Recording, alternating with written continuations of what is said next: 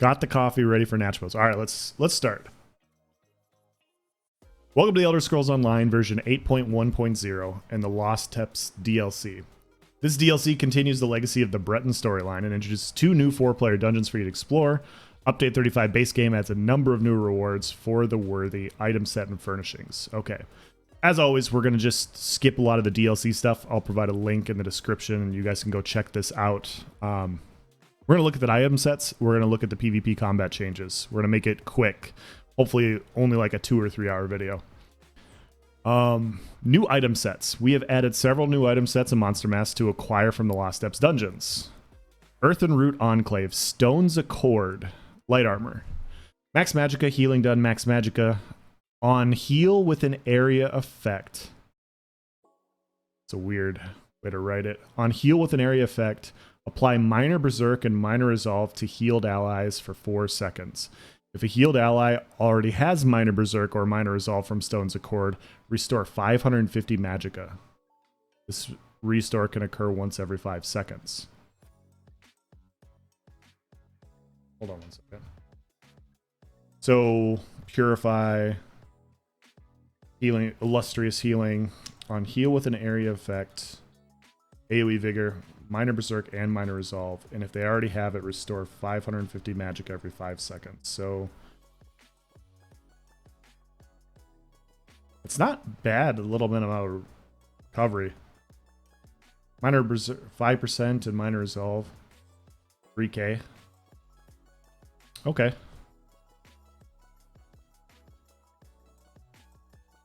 Wait till you read the dev comment for the surprise deck changes. Actually had an aneurysm. Yikes. This set looks okay. We'll definitely test it. This will be a set that's worth testing, but I don't know. I don't think it's game changing. Rage of the Ursauk. I know I butchered that. Medium. Offensive penetration. Offensive penetration. I'm pretty sure that's the first time this has happened for a 2 and 3 piece. Crit chance. When you deal damage with a heavy attack, create a 12-meter area for 12 seconds that grants Empower to allies inside, increasing the damage of their light and heavy attacks by 1800. This effect can occur once every 8 seconds. Okay, I'll have to question if it's a full heavy attack or like a medium weave. If it's a fully charged, it's not saying fully charged, so it should count for a heavy attack, just like a medium weave. It looks interesting. I mean, let's see how hard heavy attacks hit with all the changes. I mean, I have no idea.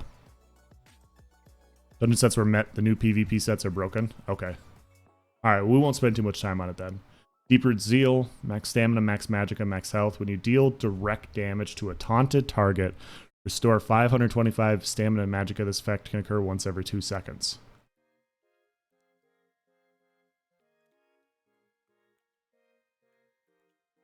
That's a lot of sustain. So like if you have volatile armor up, every time you... I mean, you should have everything taunted as a tank.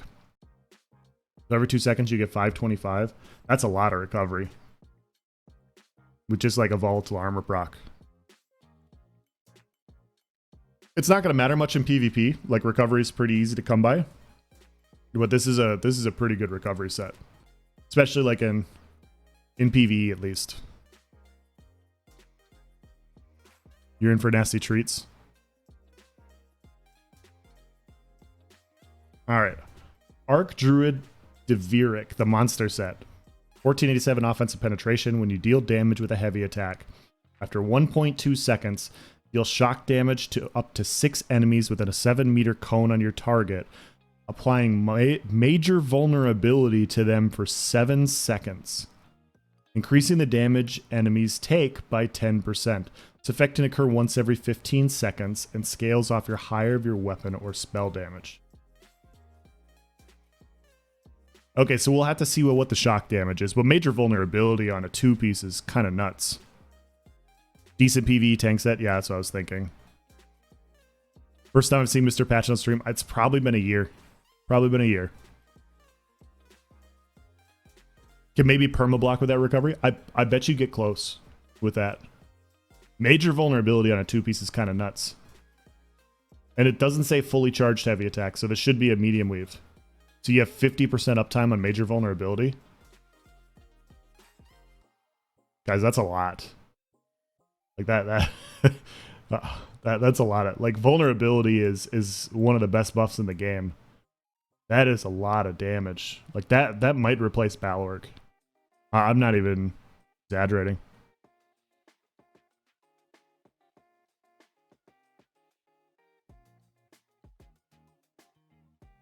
That's if it hits them. Yeah, it really depends on what the cone is and everything.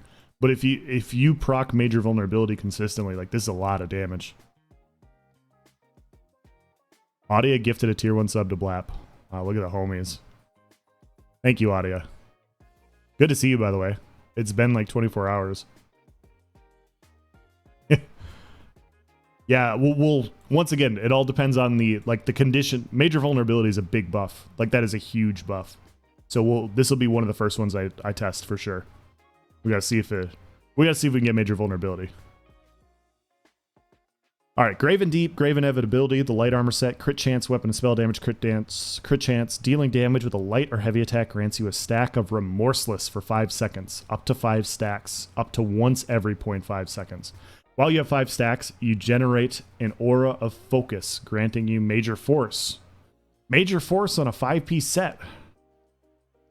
Increasing your critical damage by 20%. Okay. While you have an aura of focus, allies within 12 meters of you gain minor force. Oh, my goodness.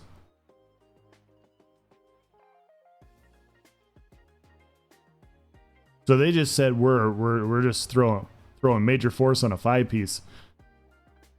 Oh my.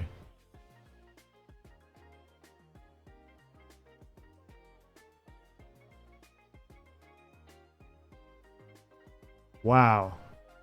Okay, we'll have to test this. It doesn't say like how long it lasts. So if you have 5 stacks of light attacks, does it fall off?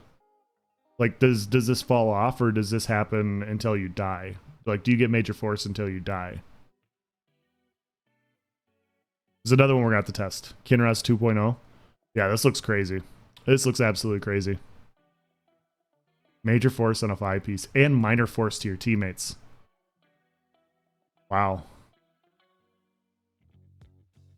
Oh my gosh, gifted subs. Holy crap. Audio with another gifted sub to Ruby. Durnhold with 5 tier 1 subs. Wow, guys, if you got gifted a sub, say thank you to who did it. That is extremely generous. Remember when Major Force was hard to get? Right. Yeah, I mean, if this is as good as it looks, like, this will definitely be something I'll get. Probably falls off like Sogveen. Okay. Phylactery's Grasp. Weapon and spell damage, crit chance on light attack. Critical damage. You apply Withered Soul, dealing disease damage over 10 seconds. All right, let's see how much that is. On light attack, critical damage.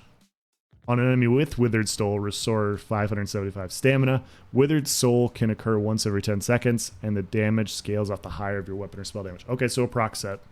Once again, it just depends on how much damage the proc set is. Like, this could be really good, it could be bad. We just won't know until we see what that number is. Pangrit Den Mother. Healing taken, armor, health recovery, max stamina. When you block, you and up to 3 members within 12 meters gain minor courage for 10 seconds, increasing your weapon and spell damage by 215. So this is like minor courage and then major force. Like, you get major and minor force up here for this 5-piece, and this one you get minor courage. But it can be up to 100% uptime on minor courage. And you can back and front bar it. It looks like this one has to be double barred. So, I mean, I guess there is some difference there. My bad.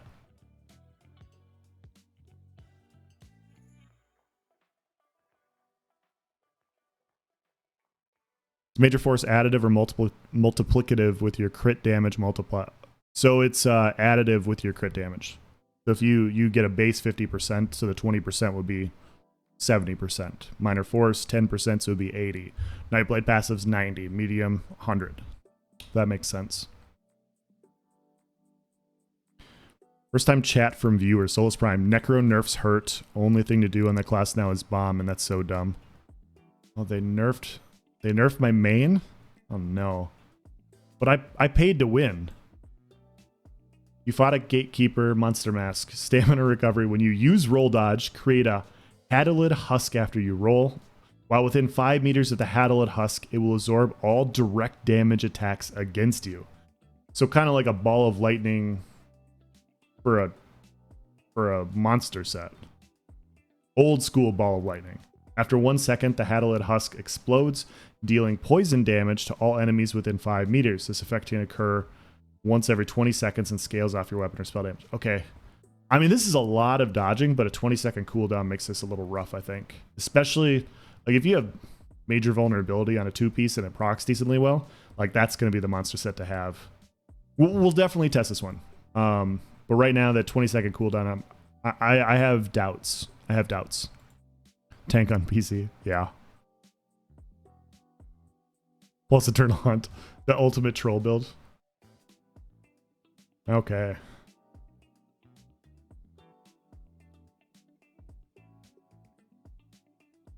New rewards for the worthy. All right, here's the new sets. Several new rewards for the worthy are now available to acquire.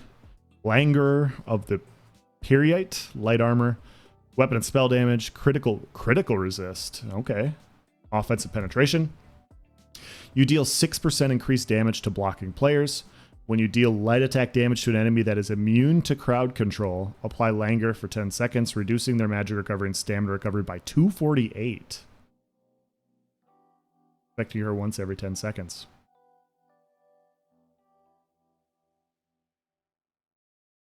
Wow.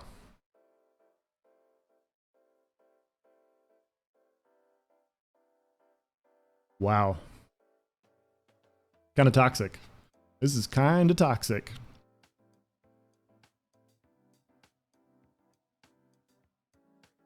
Nocturnal's Ploy, medium. Offensive penetration. Remember when I said recovery was hard to get? Well, we'll see. Nocturnal's Ploy, medium. Offensive penetration, critical resist. Okay. Stamina recovery. When you apply a major debuff to an enemy... Oh, I saw this one. Remove a major buff with a duration from the target. When you apply a minor debuff to an enemy, remove a minor debuff duration from the target. These effects can both occur once every 2 seconds. Yeah, this can't function this way. Like, there's just no way. I understand what they're trying to do here, but like, you're just... Anytime you're fighting outnumbered, somebody is essentially going to be buffless. Like, they're just going to be without major buffs. Because you could just have somebody debuffing you with Ellie Drain. Ellie Drain's free. Like...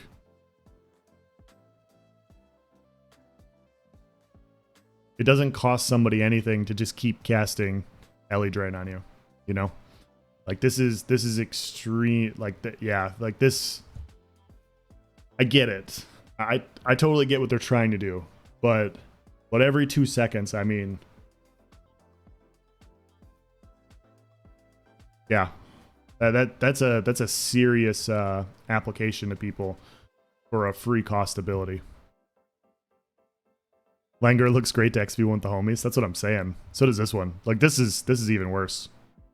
Like this is super toxic. If this were to go live, like, in all seriousness, if you're running in a group, somebody should be running this. Like, you could, I mean, hell, I'd even have like a healer run it and just cast it on somebody and just make them naked. This is crazy. I saw somebody comment on this and they're like, well, the counter to this is running Oakensoul for the major buffs. Can't take those away. When you apply Elemental Drain, remove the target's Oakensoul ring. Now that's an idea. Just one person, imagine a Zerg running that set XV1ing you. There would be no reason to run any buffs. Absolutely. Yeah, like, if you had a couple people applying stuff to you, applying a major debuff to you, every 2 seconds, you'd never be able to keep buffs up. So you might as well not run an armor buff. You might as well not run major brutality, trickery, just falling off. Like why run trickery? You know what I mean? There would be no point with this current set the way it is. Yeah, this is that. We won't talk about this too much. We'll do a whole video on this. This is way too much. Like, this is way too much. Mara's Balm, heavy armor, critical resist, healing taken. When a negative effect is removed from you, restore 2111 health. When you take damage and have 6 or more negative effects, cleanse all of the negative effects. This effect can occur once every 15 seconds. Wow. I'm interested to see how big the heal is. This one looks really interesting. Especially as like a back bar set. Like purging all negative effects plus having a heal. That's interesting. And this is I mean, everybody has status effects on them like all the time when you're fighting severely outnumbered. Would Pierce Armor just delete their buffs? Yes. Pierce Armor, LE Drain, like they're both extremely cheap. Extremely cheap. So it's crazy all they had to do is run a charge range weapon. Yeah, that too. Would that remove potion sustain buffs too? It should, because those are major and minor buffs. Not even halfway done and too much content to really go over. Illness, what's going on? And Big Nick, good to see you guys. Guardian with the gifted subs. Wow, guys. That is very generous. Extremely generous. New furnishings. Yeah, those sets are really strong. Like, I can't speak enough about that medium armor set. Like, it completely changes everything. There'd be no point in running major buffs with a 2-second cooldown on a set like that.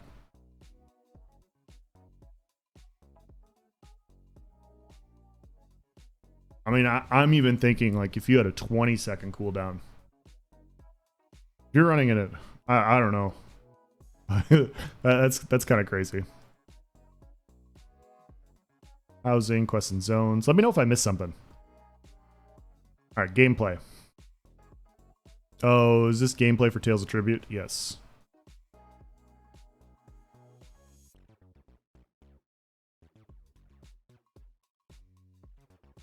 Quest rewards, UI, visuals, quests and zones, combat and abilities. Alright, let's get into the good stuff. Light and heavy attacks now deal a flat amount of damage rather than scaling with your highest offensive stats. Okay. Melee light attacks deal 2250 base damage, while ranged light attacks deal 10% less. Fully charged melee heavy attacks deal 2500 base damage, multiplied by their cast time and cooldown, and 10% less for range. Okay. For example, two-handed heavy attacks take 1.8 seconds between their cast time and cooldown, so meaning their base damage dealt is 4,500. Okay. You're gonna have to bound together with other content creators to get that set changed. Yeah. Yeah, it just absolutely ruins PvP if you have that set. Kind of like Plaguebreak. Like there's teaching new players how to keep their buffs up, how to use certain abilities and everything. There's just no point with that one. Like it just, hey, you know this thing that you do in all other content? Well, it's taken away from you. Just doesn't make any sense. So, in my opinion, of course. Other sets look interesting though. That's the biggest complaint, I guess. Not a complaint, but yeah, it wouldn't be healthy to go live. A hype train is close. Wow. He likes feet. Thank you for the gifted subs, Guardian, and I like feet. Thank you. Medium attacks continue to scale between their light and fully charged counterpart. Final hit from Restoration and Lightning Staves can now be dodged once again to ensure there's better counterplay at denying an opponent resources in the stronger portion of the attack. Wow. This is nice. This is very nice. Resources restored from fully charged heavy attacks have been streamlined to grant an average of approximately 1350 resources based on their total cast time and cooldown, rather than varying values with no standardization. Okay, two-handed and Volendrung now restore 2425 stamina, down from 2426. I hate reading these out loud, and it's a change of 1. Restoration staffs goes from 3219 to 2970.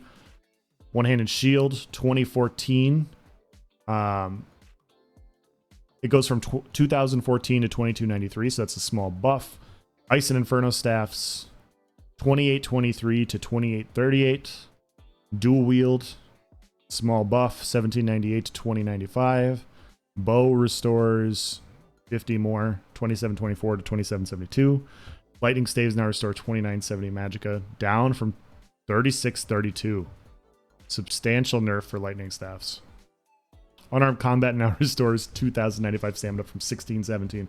Finally, bare knuckle brawling gets a buff. Imagine you change combat by increasing buff duration. Creative team comes up with a set that removes buffs, causing people to overcast buffs. Make it make sense. I swear they don't play their own game. Yeah, it's tough, right? Like, you have hundreds of sets and you're trying to come up with new ideas.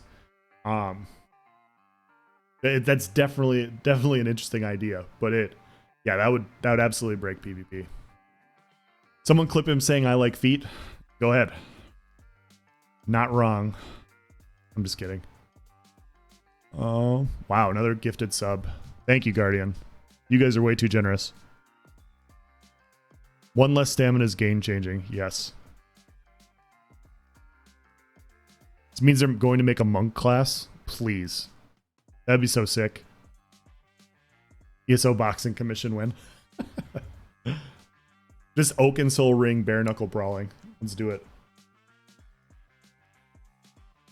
An entirely unarmed campaign. This is what we want for no CP. Like, no CP, no proc, no gear. Like, let's make it hard mode.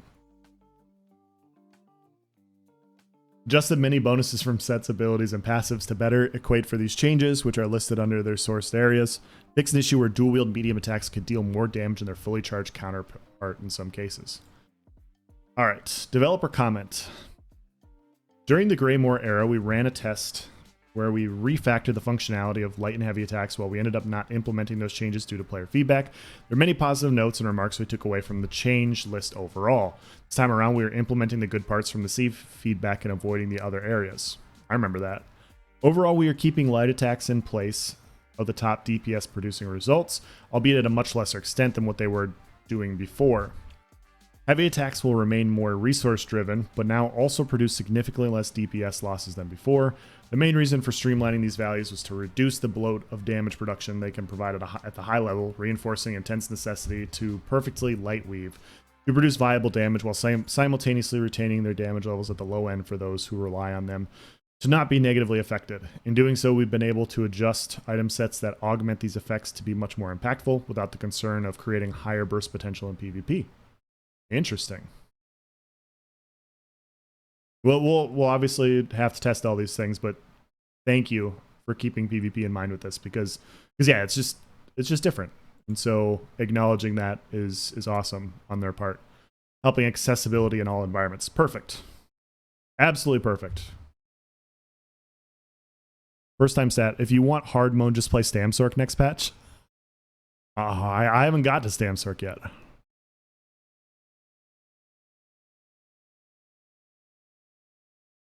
Oh no. Adjust the player damage over time abilities to generate the following rules. Abilities will now last 20 seconds in duration, up from 10 seconds.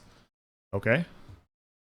So this is the dot changes. Almost all dots now tick on a 2-second frequency rather than 2 seconds if they were single target and 1 second if they were area of effect.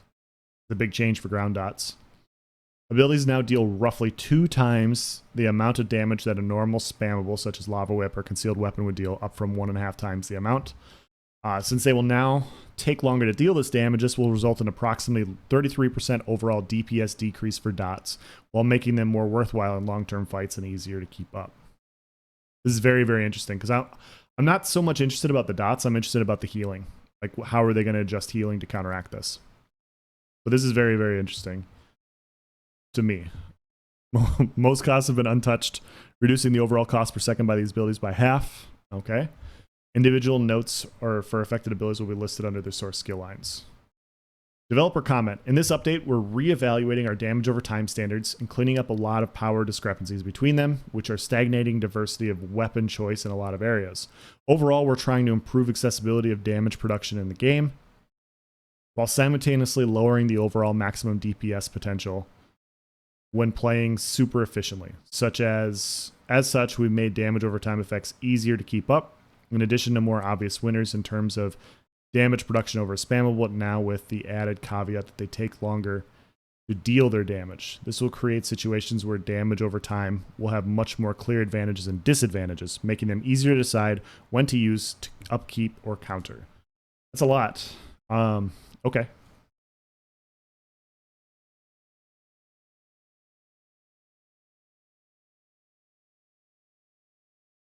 Okay.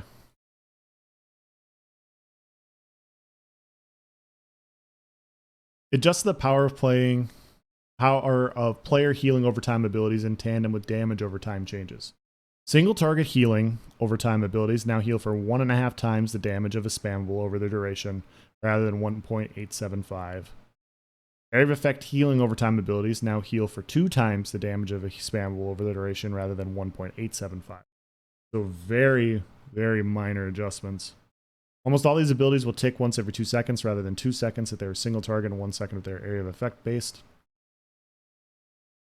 Almost all these abilities will now last 10 seconds in duration, while some class skills have been increased to 20 seconds rather than varying durations between 8 and 10 seconds. Okay. Individual notes for affected abilities will be listed under their source skill lines. Okay, good to know.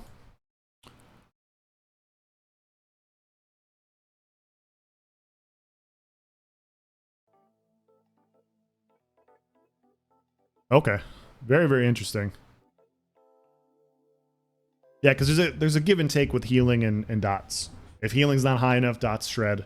If healing's too high, dots do nothing. And so there's this synergy in PvP with these. And so gonna be interested to see exactly how this plays out.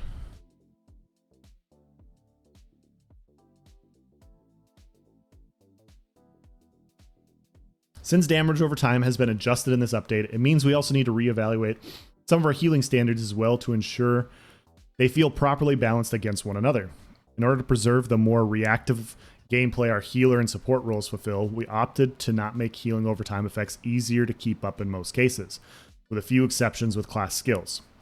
Currently, healing over time feels significantly stronger than damage over time, and we're attempting to address that in a few ways. Completely agree. Sticky healing over time effects that apply to a character will now be weaker than before. Oh my. Okay, hold on. While area-based healing over time will be ever so slightly stronger. The logic there is that area-based healing currently feels far riskier to engage with as it roots you to an area, making you more susceptible to burst and high damage area of effect attacks, while single target healing effects can stack much easier and allow for free range of movement.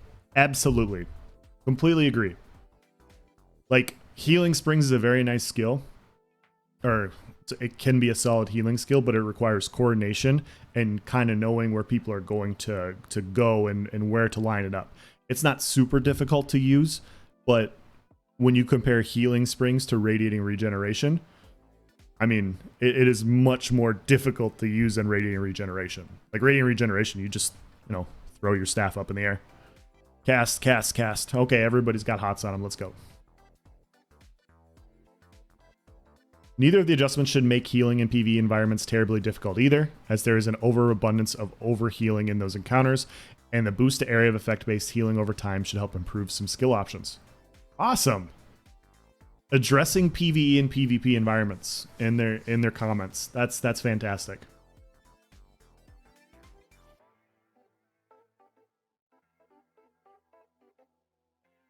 Adjusted target dummies with raid buffs with the following changes. Adjusted the Crusher enchant on target dummies to mirror an infused value rather than infused plus Torg spec value. Okay. Engulfing Flames now matches the proper 6% maximum value, down from the old 10%. Alkosh, okay, well, it's a target dummy. Empower, this buff now increases light and heavy attack damage by 1800 rather than 40%. Okay. Seems like dots will be slightly stronger than hots based on their math. Yeah, it looks like healing right now is much stronger than dots. And yeah, it looks like this iteration damage over time is going to be stronger. The damage over time changes are much more drastic than the healing over time changes. So it'll be interesting to see exactly how that plays out. This is a lot. Yeah.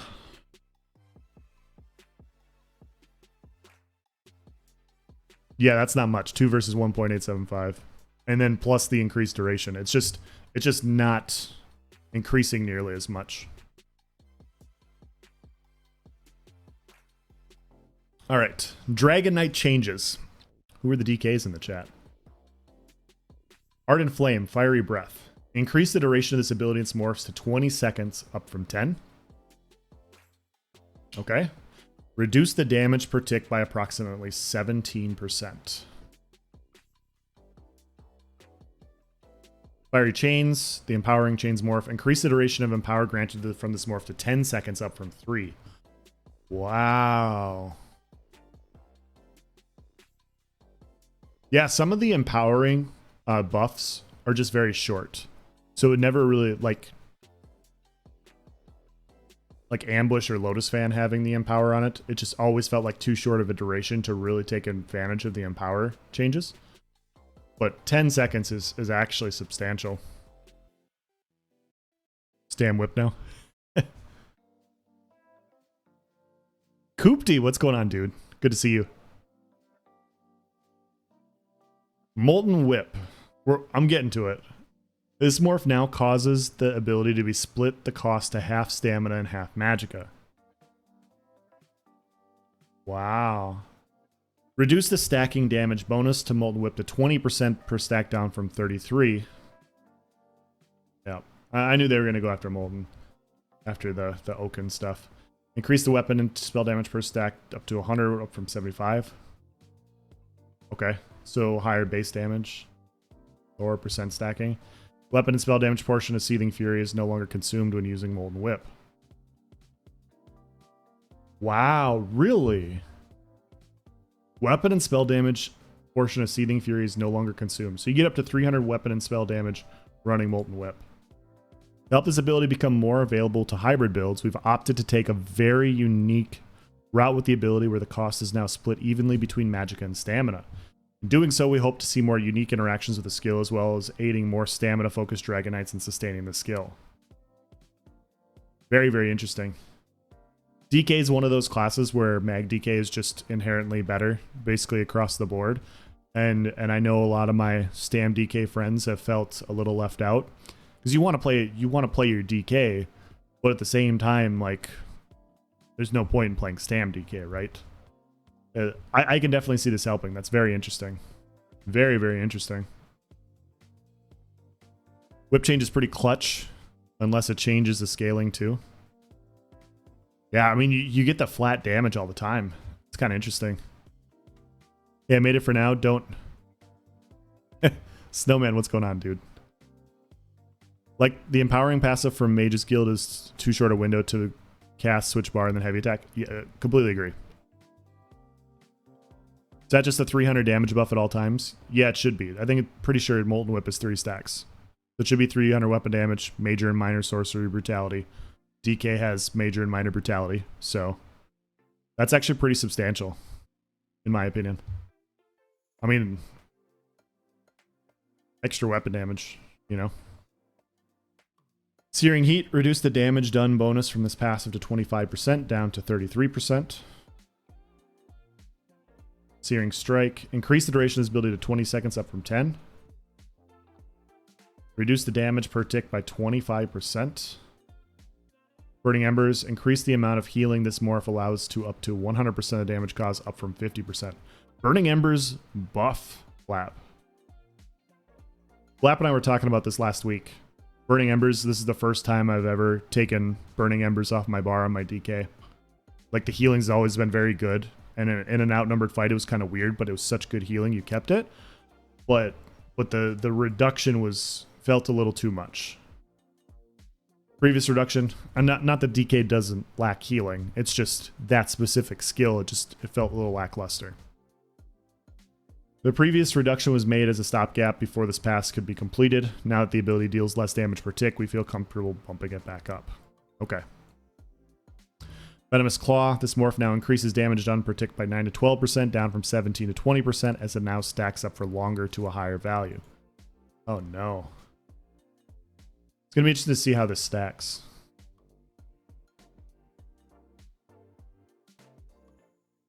Who needs Burning Embers when Coag hits for 20k? True. It's also just the nice dot pressure, but with healing where it's at, it's like, why run a dot? You know, it's not really providing impactful damage. It's not really providing impactful healing. What's the point in having it on your bar?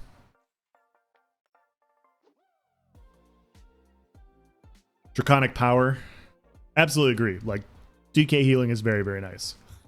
You don't need it like you used to.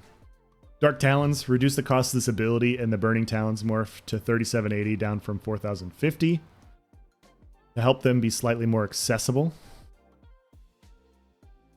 in usability and to better account for the fact that the immobilized may fail in many cases. Okay. Small nerf. Small cost decrease, sorry, not nerf. Reduce the cost of this ability and its morphs to 3510 down from 4050. Ooh. Inhale changes. Originally, this was higher in cost to account for the fact that its initial hit damage and healed, but since these values are each half of an area of effect-based attack, it wasn't gaining additional ability functionality, which dictates cost, so we're easing it back to make up for this oversight. Makes sense to me. Makes complete sense to me. I have now arrived using this for ASMR until I sleep. What's going on, Mick? Audio with another gifted sub. It's very nice of you, Audio. Protective scale. Increase the duration of the snare and immobilization immunity to 4 seconds up from 2. There we go. This is a nice little change. I like this. Man, do wings go back on my bar?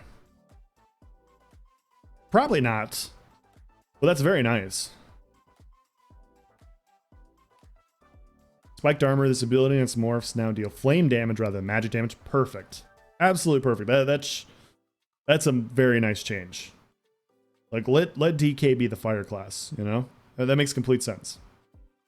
Vault armor morph, increase the duration of the damage over time to 20 seconds up from 10.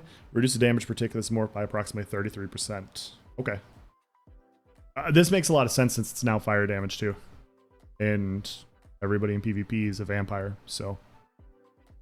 yeah. Bring back OG wings. Yeah. OG wings were fun. They were also busted. It was both.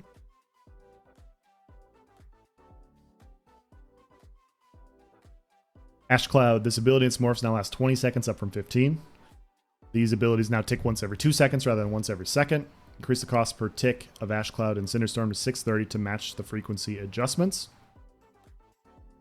Increase the healing per tick of this ability by approximately 94%.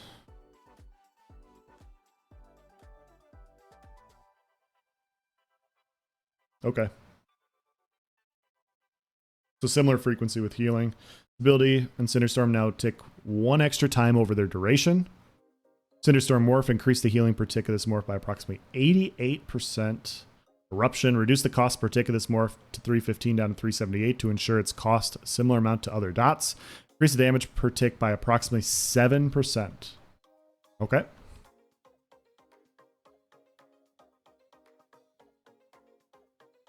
On PTS now, it's better than Vigor. Ash Cloud's better than Vigor. It looks good. Those changes look nice. Molten Weapons, Igneous Weapons. This morph now extends the duration of the effect up to 60 seconds, up from 45. This is just the standard for buff up time, right? Like, Molten Weapons is so nice. You cast it when you remember, and you basically have 100% uptime. It is such a nice skill. Molten Armaments. This morph now grants the caster Empower for the duration of the effect, rather than increasing the damage of their heavy attacks by unique value. Okay. Petrify, this ability and its morphs now deal flame damage rather than magic damage. Once again, good change. Okay. Okay, I like the DK changes. Nothing crazy. Some nice buffs in some spots. We'll have to see how the dots and heals interact, but...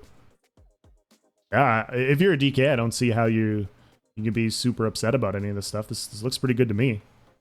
Necromancer. Oh, no. All right, let me take a drink here. See what everybody's saying. Wish Eruption was a burst damage skill. Now that would be interesting.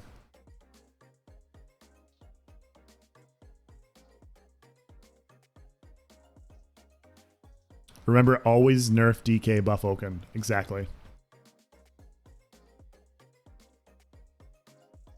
Okay. Necromancer. Boneyard. So this is your synergy. The ability its morphs now tick every 2 seconds over 20 seconds rather than every second over 10 seconds. Increase the damage per tick by 21%. Okay, I mean it's a ground dot. Fix an issue where this ability's bonus visual effects for consuming a corpse would fail to play. Death Knell. This passive now increases your critical chance by 4 to 8% per ability slotted, up from 2 to 4. Wow. We get a little crit chance on the Necromancer. Okay. Rapid Rot. This passive now increases your damage done with damage over time effects by 5 to 10%, down from 7 to 15. This is a good change.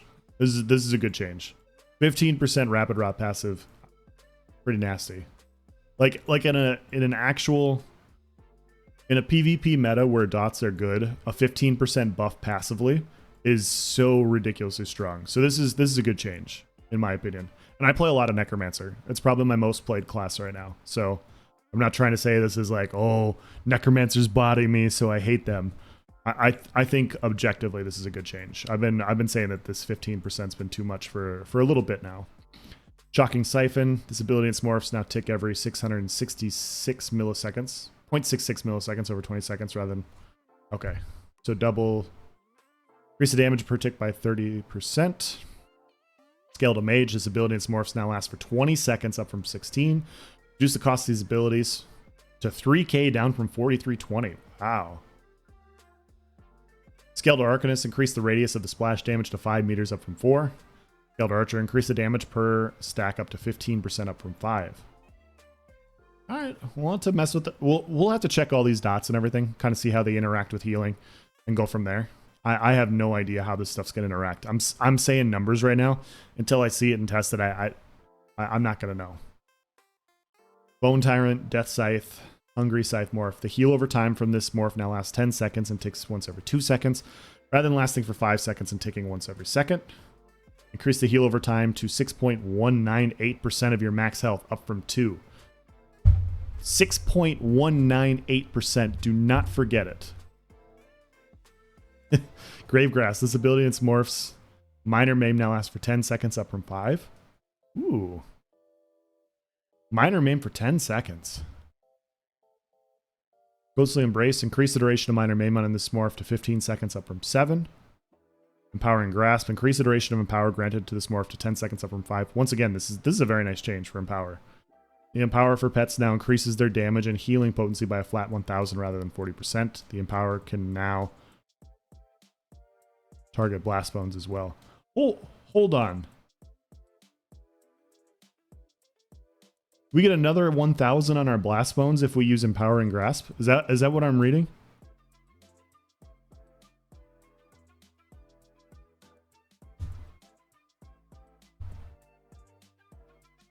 And you get... This has always been a very interesting skill. It's just the functionality of it's always been a little clunky, but that's very interesting. The interaction with Blast Bones is very, very interesting. I hope I'm reading that right. Bring back Vigor Math? Yikes. They nerfed heals overall. It makes sense that they nerfed heals overall, in my opinion.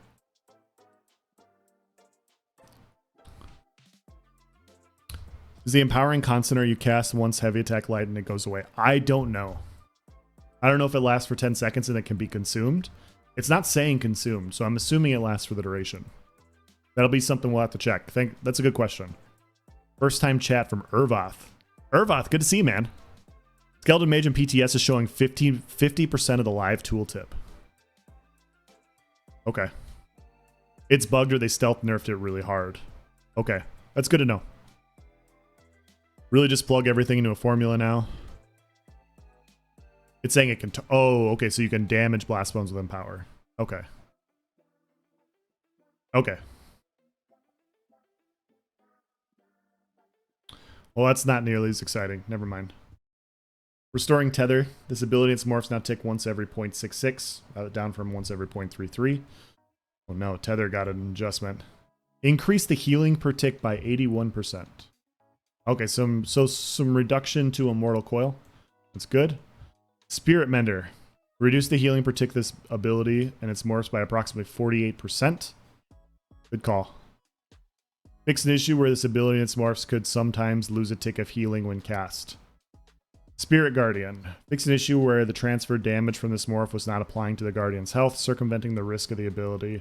Ending early in situations. You were taking a significant amount of damage over the duration. It will now die after absorbing 3,000 total damage, meaning after the damage reductions, you could take up to 30,000 damage over its duration before it will perish. Interesting.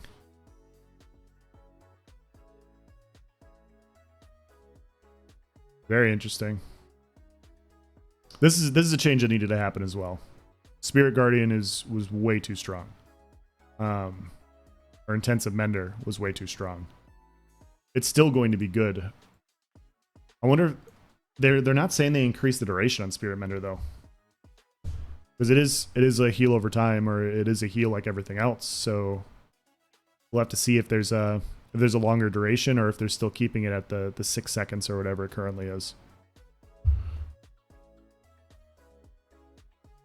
Nightblade changes.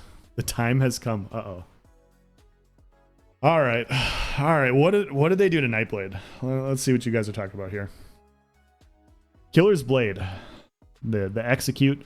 This morph now causes the execute scaling to change to a linear increase of up to 400% damage done to targets under 50 health, rather than the static 300% damage done to targets below 25% health.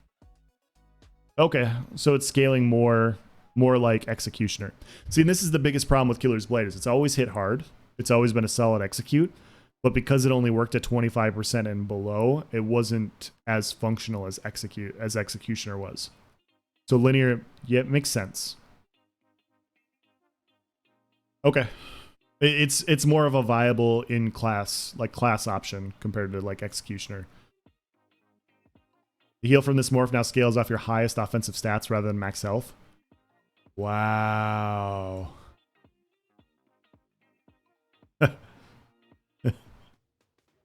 Okay.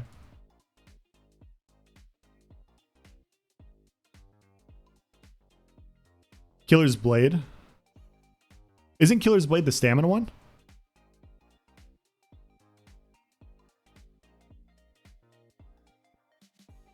Well, what are the two morphs? I thought Killer's Blade was the stamina one.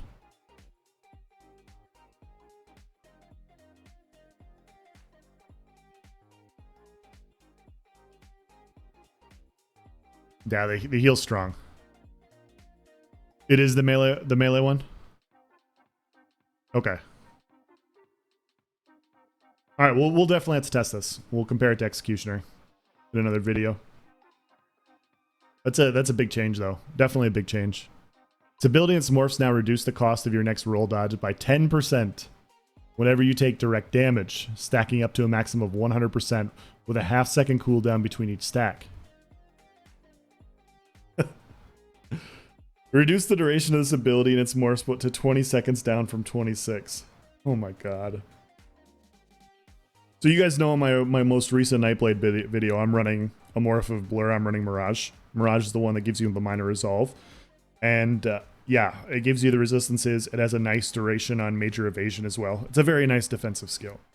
Reduce roll dodge. So half-second cooldown. So every 5 seconds you get a free roll dodge.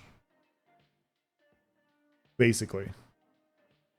So if you don't roll dodge within 5 seconds, your next one's free. This is going to make rolly dodge, like rolly Nightblades, like a lot more powerful. But you have to take damage. You have to take direct damage.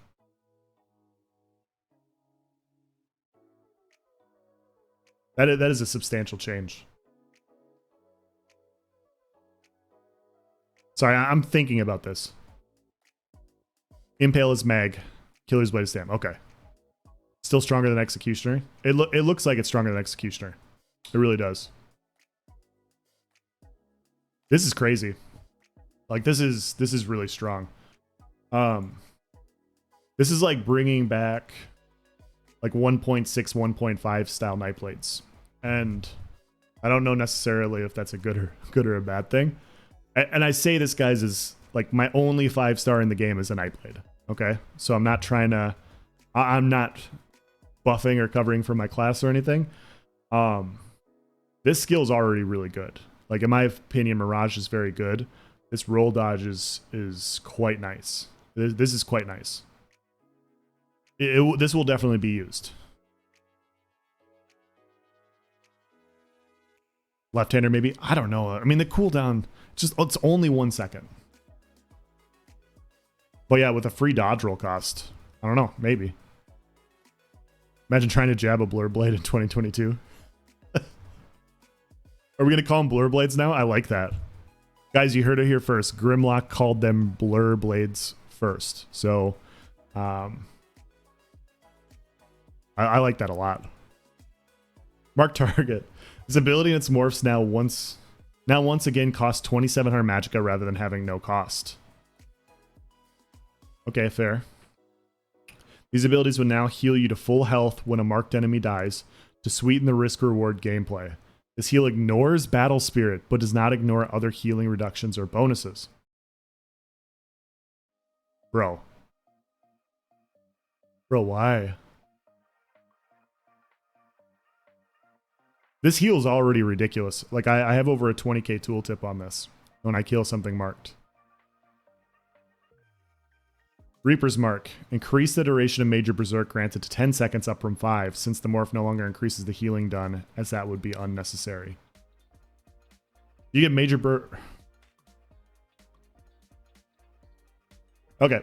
I'll be interested to see if this applies to pets. Every once in a while when they mess with marked targets, sometimes it impacts like Clan Fears, Engine Guardians, Blast Bones. Getting a full heal off a Blast Bone would be kind of silly. Like, you just cast this on a Blast Bone and then you get a full heal. So it damages you and then you heal to full. Ignores Battle Spirit. The 2,700 magicka cost is actually quite a bit. This is a crazy change. Nightblade casually ignoring Battle Spirit. Yeah, who rules? Who needs them? Who needs them? Gilliam's main is night. Yeah, it is. Wait, there's even more and more and.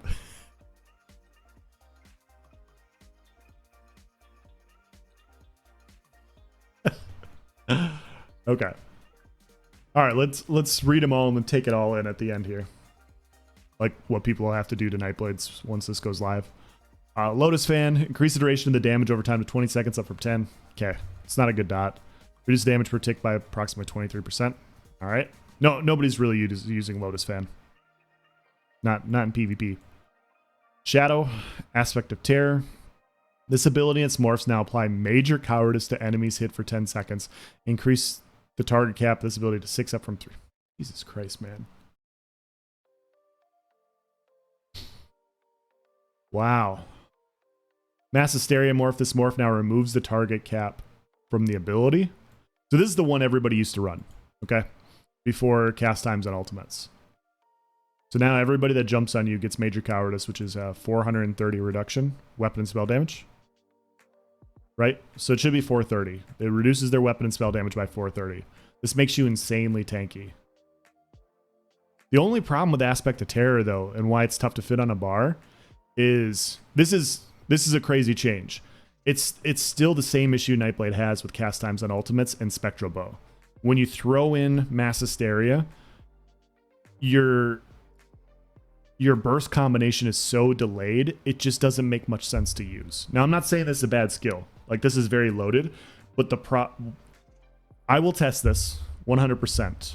Like, I'm not trying to be biased here or anything. I doubt this makes it on my bar, but we will test it. Like, this, getting Major Cowardice on your bar is definitely worth trying to get. It's definitely worth trying to get. It definitely is very strong. I'm not saying it's not. But yeah, I don't know if this makes my bar. Take it all in the end. That's what she said. I've gotten a 22k heal in PvP like last week of that skill. Yeah, I mean, it's already a strong heal. Ignoring Battle Spirit, it's like, okay, it's gonna be a small buff to what it already is. And I'm already running Mark. He hasn't even gotten to the best parts. These aren't the best parts. Holy crap. Manifestation of Terror, the bad morph. This morph no longer fires 2 traps and instead fires 1 trap at your targeted location, as it was allowing you to effectively double the target cap and step on the morph distinction of mass hysteria. Fair enough. Reduce the duration of the trap to 20 seconds down from 1 minute.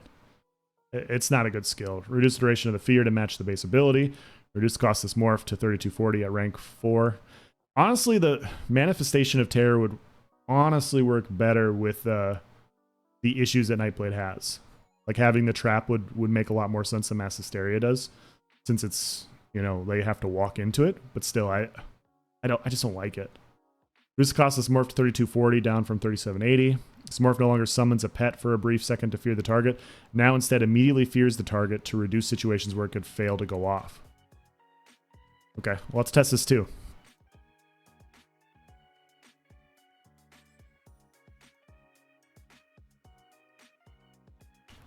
PB AoE stuns are just kind of rough since Swift came into play. 100%. Completely agree. Once again, I probably will not use this. I mean, maybe testing it actually feels kind of good, but I doubt it. This would coincide better with Nightblade Burst than Mass Hysteria does, even though Mass Hysteria is like better overall, if that makes sense. I don't know if that makes any sense at all, but Path of Darkness, this ability its morphs now lasts 20 seconds, up from 10. These abilities now tick once every 2 seconds instead of once per second. They now apply their effects instantly rather than after a delay.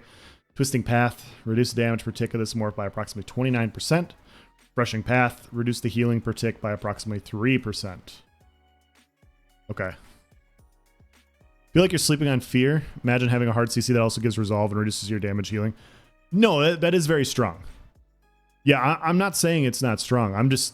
I'm still stating like I don't think it fits on my bar. It's the same thing with Ambush. Ambush is very loaded, but it's not a very good skill. So I tried it, I didn't like it, I took it off. And when you look at what Ambush gives, it's extremely loaded, but it just doesn't fit very well with how you land abilities on a Nightblade. And so they can buff these abilities, but if it doesn't change the fact that it takes like 5 years for my spec bow to land after my in-cap, it's not going to like drive me to want to use it. But yes, they are very huge buffs. I'm just saying, I already have a stun on in-cap. I already have a stun on surprise attack. Unless I was dueling or trying to fight some permablock build, I'm probably not running Mass Hysteria. Probably not. Even though that is very strong. Shadow Cloak. Dark Cloak Morph. This morph now heals you for 17 to 20% of your missing health per tick, rather than 9.2%. Huge buff to Dark Cloak. Of your missing health, never mind. Instead of your max health. Okay, so rough numbers. So if you have 30k health, that's 6k, so Battle Spirit. Okay, so they're just kind of messing around with it. Max HP, Nightblade's coming in.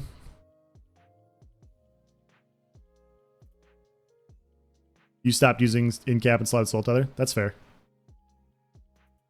Summon Shade, this ability its morph now lasts 20 seconds rather than up to between 12 and 18. Okay, increase the damage per hit of Summon Shade and Shadow Image by approximately 16%. Okay. Reduce the cost of this ability and the Dark Shade morph to 2970 down from 4000. Okay.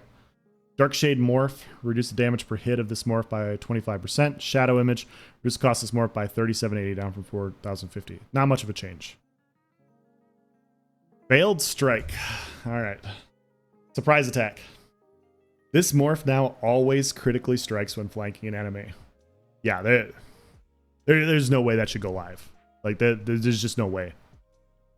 Like, surprise attack is one of the best spammables in the game, and now you're giving it a critical strike. Like, yeah. I would argue that surprise attack is one of the 2 or 3 best spammables in the game right now. There's no need for a guaranteed critical strike. You already have a guaranteed critical strike from stealth. So, yeah. No. Like, this is crazy. Like, it's week 1 PTS. There's no reason for this. There's no reason for this at all.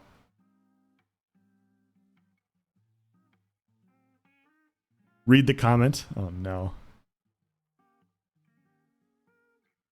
Concealed weapon. This morph now passively grants minor expedition while slotted instead of increasing movement speed by 25% while in sneaker invisibility. This morph now also increases your weapon and spell damage by up to 300 for 15 seconds after leaving sneaker invisibility while in combat. Wow. That's interesting. Still not as good as surprise attack, but that's interesting. Developer comment. Currently, the Nightblade's melee spammable options are a bit behind other melee. Oh my god. I can't even get through it. Hold on. Hold on. Hold on. Currently, the Nightblade's melee spammable options are a bit behind other melee spammables in terms of both flavor and impact, so we're adjusting both morphs to give some love. Surprise attacks morph option reinforces the need. I'm not laughing. I'm not laughing. I'm actually just like reading, guys. Surprise attacks morph option reinforces the need for positioning as an assassin and continues to add some minor damage with the Sundered proc, while concealed weapon retains its stealthy and agile emphasis with less restrictions and more reward for playing from the shadows.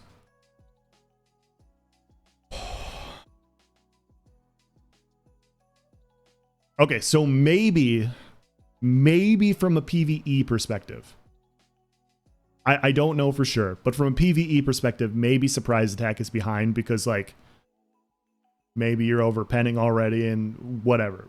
I have no idea. Maybe in that realm, this is true.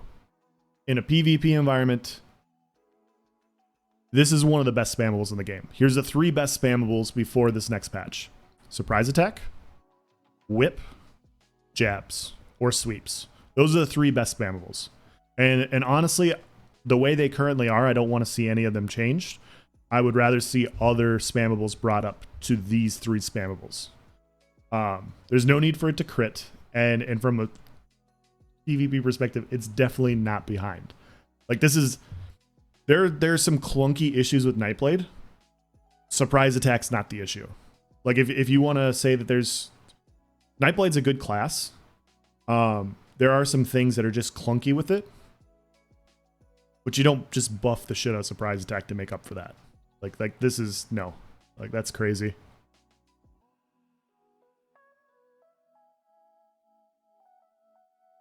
Nightblades will now have the entire wiki in their kit. Talk about overtuned. Yeah, that's crazy. Like this is absolutely overtuned. There's no reason surprise attack should go live with guaranteed critical strike while flanking. Spicy Megblade things. As assassins, the only thing they're killing is my enjoyment. Remember, parse for 80 hours to come up with these masterpieces. Yeah, I mean, parsing's different. It's definitely different. And so I'm trying to keep that in mind here. But yes, if this is a PvE, like melee surprise attack isn't as good in PvE, I understand. PvP, like, surprise attack is very, very good. So now Killer Blade one place surprise attack second on dummy parses. Archer's Mind and Griffins would be lit, though, if the crit change went live. 100%. Well, then now you have Major Force on a 5-piece, too. You get a guaranteed crit with Major Force, and you have a monster set with potentially Major Vulnerability. Like, if these changes... This is week 1 of the PTS, so when I say this, I'm not saying this to, like, be reactionary, but if those things line up, I wouldn't be surprised if you saw, like, a 20k surprise attack in PvP. I wouldn't be surprised at all if these went live. That's why they can't go live. Like this is a lot. Surprise attack hits very hard right now in PvP. Siphoning Cripple. His abilities morphs now last 20 seconds up from 10. Reduce the damage per tick of these abilities by approximately 23%. I will talk about Nightblades as a whole when we get done with this. I have some things to say about Nightblade and why these changes happened. In my opinion, of course. His ability and morphs now last 20 seconds up from 10. Reduce the damage per tick of these abilities by approximately 23%. Crippling Grasp. This morph now also reduces the cost of the ability to 2,700, down from 2,970. Okay. Malevolent Offering, Healthy Offering. Increase the duration of minor mending to 10 seconds, up from 8. Okay. This is why they need to split things up with Battle Spirit. The mark target changes show they can have skills interact with Battle Spirit. Yeah. Exactly. Exactly. Completely agree. Okay. I'm going to go on my Nightblade rant. And I know when this gets posted on my channel, I'm going to upset a lot of Nightblades when I say this. when they allowed dots to go through stealth, I was very excited about it, because there are a lot of Nightblades that essentially ignore how PvP functions for everybody else, and it has very high survivability with very little need to do or interact with anything. Like, that's the way Nightblade's always been. If you don't want to get attacked, you can basically stay in stealth until you want to attack, and you can do these sorts of things. And so a lot of people play Nightblades to basically avoid combat interaction. And Nightblade right now has a very substantial portion of players that don't like how combat in PvP works, and the least you could do is have dots go through stealth, in my opinion. I think dots going through stealth was a fantastic change. You should still be able to take damage. Just because all of a sudden they can't see you anymore means you mitigate everything. Like, that doesn't make any sense to me. So I liked that change. And I've been joking in my Discord for like the last 2 or 3 weeks. Every time like complaints popped up on the forums, I was like, good, call the herd. Call the herd of Nightblades. Let the, like, finally eliminate like these Nightblades just crutching on these very, very bad mechanics. And you see it all the time. Like, if we went into the forums right now, you'll see, why not Nightblade love? Nightblade sucks in PvP. It does not suck in PvP, guys. Like, I promise you, you should really play something else if you think Nightblade sucks in PvP.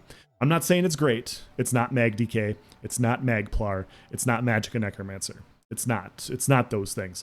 But it's definitely not Magicka Warden. Like, it's definitely not that, you know? So, somewhere in the middle. And right now with Oakensoul and ganking, it's very powerful from a ganking perspective. Obviously, like very, very powerful right now from a ganking perspective. So to see buffs without seeing Oakensoul changes yet, like, this would be a bad thing if Oakensoul went live and then you got all this on top of it. I know there's Oakensoul changes. I'm just providing this as an explanation. So I welcomed those changes because, yeah, I mean, there's no reason you shouldn't be able to survive on other mechanics with mitigation, healing, all these other sorts of things. So yeah, cloak shouldn't save you from everything, is my point. But yeah, surprise attack, critically striking. Yeah, that shouldn't. Like, that's too much. 9 to 13K is a lot for a spammable. Can't relate. That's on live right now too. Yeah. Bouncing based off parsing is like saying I'm an F1 driver by playing racing sims.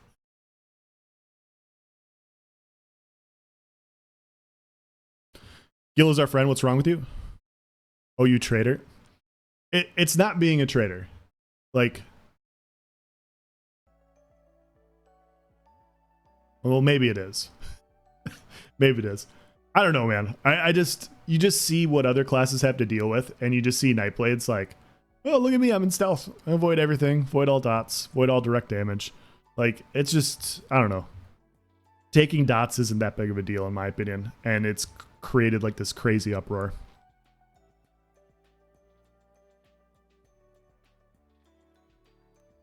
All right. So yeah, that's my soapbox for Nightblade. Call the herd. I said it again. Dark Magic, Crystal Shard, Crystal Weapon. Reduce the damage of this ability by 41.5% so that it now does 130% of a range spammable attack between both attacks rather than 200% of a melee spam. That is a substantial nerf. Why? Reduce cost to 2093 down from 3443 to make up for the above adjustments. In the previous update, we wanted to help enforce the uniqueness of this morph by giving sorcerers the ability to change their rotation by having a spammable that persists through other ability activates. While we succeeded in this, not adjusting the damage of the morph caused it to spiral out of control in terms of raw DPS and burst potential. After spending a lot of time in testing, we believe we've hit the sweet spot where the morph brings something unique and powerful without being too over the top. So here's my opinion on Crystal Weapon, and tell me if I'm wrong. Look, I'm more than willing to admit when I'm wrong in these situations because I don't play a ton of Stamsorc. I've always felt like Crystal Weapon on Stamsorc from a melee perspective has been fine and good. Like, Crystal Weapon from that point is nice. Crystal Weapon from a ranged perspective, like on a Bowsorc or light attacking with a Resto Staff at range, that's where it becomes extremely problematic. Like, the ranged ability with Crystal Weapon is really where it gets abused. So I feel like this is in my opinion, this is a little heavy-handed. And by a little is being, like, this is very heavy-handed in my opinion. Like, I understand the need to adjust Crystal Weapon a little bit, but it didn't need to, not like this. Not like this. There are two types of Nightblades, beasts and potatoes. Yeah. Now the morph is uniquely shit. It's week 1. It's week 1. This is, yeah, this is too much. They're balancing everything from a parse perspective. I agree about Stam Sorks though. Archers were very, yeah, bow Sorks are what caused this nerf to happen. And the thing is, in my opinion, Crystal Weapon could stay the same as it was, and it's fine. You just have to, like, the biggest issue with Bow Sork, in my opinion, was 2 things. Savage Werewolf and Toxic Barrage is pretty strong. Like pretty, really strong. So an adjustment to those 2 things, Savage Werewolf, and I know Savage Werewolf got adjusted in these patch notes. I know that's coming. I saw that. You didn't have to touch Crystal Weapon to reduce the effectiveness of Bow Sork. You just impact those 2 things, and I think you would have been fine. Just my opinion. Like, I know there's a lot of hatred for Bow Sork. I know there is. I totally understand, because it's annoying to fight like 4 people and you just have Savage Werewolf ticking on you. But it would still be cool to see a playstyle like Bow Sork exist without Savage Werewolf. And I feel like that playstyle may no longer be viable at all, which is a shame. Like, I think having more playstyles being viable is good, less is bad. And I think this reduction reduces it so much that it's like, it might not even be viable. So, agree about Stam Sorks though. Archers were very annoying. Testing. For melee was a huge nerf. Should be a melee skill. Bow Sorks were being carried by Savage Werewolf. 100%. I did play Bow Sork without Savage Werewolf in Battlegrounds, and it was fun. Like, it wasn't what it is, but it was good. It could use some tweaks. It still felt rewarding to play. These will just probably make it not very viable, in my opinion. Still, there's time to make it even worse. True. Not even done with Sork yet? Uh-oh. Okay, I'll keep going. Yeah, we've talked about that enough. That's too much, in my opinion. Daedric Mines. Fix an issue where this ability and its morphs could detonate instantly on a target multiple times. There is now a short cooldown window where a target cannot be targeted again from the mines to prevent moments of immense instantaneous burst. No! No! There's like 5 Sorks in the game that use Daedric Mines. Come on. This will also mean your mines will no longer detonate without dealing any damage to a target, vastly improving the viability of this ability in long-term encounters where a single enemy may walk through the area. Yeah. I don't agree with that. I don't agree with that at all. I'm running cheese. I don't need Savage Werewolf, but not with the Crystal Weapon nerf. Yeah.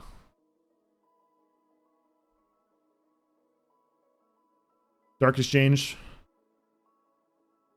Rest in peace, Bow Sork. Yep. Its ability and its morphs now restore the resource in increments of 2 seconds over the duration, up from 1. Reduce the healing of these abilities to 8,000, down from 8090. This is I don't know if you guys, like, every time I read one of these, I'm like, why did I waste my time reading this? Dark Conversion. This morph now increases the amount of healing and resources restored rather than reducing the cost.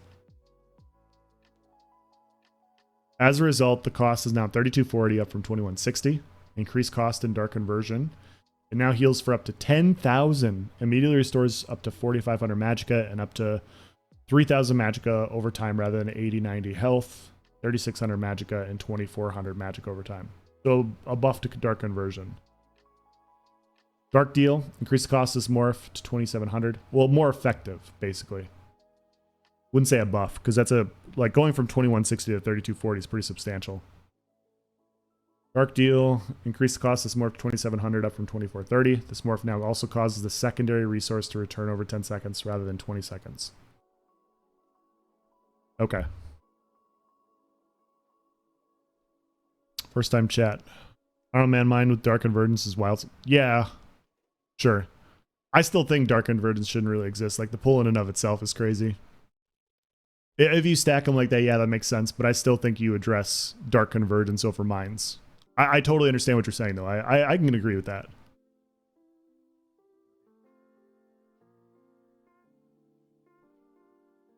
Bound Armor. This ability in Bound Aegis Morph now also grant minor protection for 10 seconds after casting.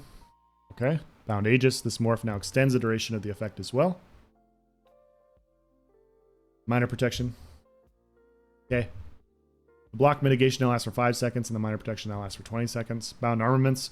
Reduce damage per hit of this ability by approximately 38. Why? Why? This ability no longer actively increases your light attack damage. Okay, I mean, sure. But there's no need to reduce it by anything. You didn't have to reduce this at all. Like, at all. Like, I'm sorry. I understand when a very overtuned build comes into play and people complain about it a lot, like ZeniMax justifiably goes about adjusting it. This is too much. Like, there's no need for a Bound Armaments nerf at all. It was very in line with damage of, like, Spectral Bow, except it was multiple different casts, some of which can be blocked or avoided. And yeah, there's no need for this change at all.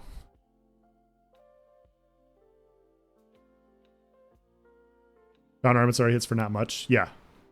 Like, I wouldn't be against this getting buffed, to be honest. Like, if they buff this by 10, 15%, I wouldn't have batted an eye. Like, okay, sure. This is, yeah. This, rest in peace, Sam Sorg. I'm sorry, guys. That sucks. That really sucks, man. Like, that's the entire playstyle. Like, you took away, like, the two best class skills. Like, you nerfed their spam by 41%. And then you nerf Bound Armaments by 38%. Like, are Sorks just pet healers now? Significantly worse than 100%. And I'm not even saying it was already as good as Relentless Focus, because, like, it was multiple different attacks and you could block some of them. Whereas, like, Spectral Bow, because it was one attack, it had more risk reward. Like, if you landed it, boom. Like, because there's 4 different ticks on Bound Armaments, if you get hit by the first one, you can typically block the next few. So there was no need to reduce this, in my opinion. Keep in mind, surprise attack and auto crit. Yeah, we're living in 2 different worlds here, where you have Templars and DKs getting, and I'm not calling for nerfs to either one of these classes, but I'd like to see classes like Stam Sork, Mag Sork, Nightblade, like everybody else, brought up to them, and we're not seeing that here with Sork. Bring this morph down to match a lot of the hybrid adjustments that the class has received. It was originally intended to help give Stamina Sorcerers a powerful option of a DPS skill, since they couldn't use any of the other shiny abilities, such as Haunting Curse or Crystal Fragments. Now that those can be properly utilized on any build, this ability was enabling too much power that could be dumped at a moment's notice when used in tandem with even just one of the others. I don't know, man. I don't agree.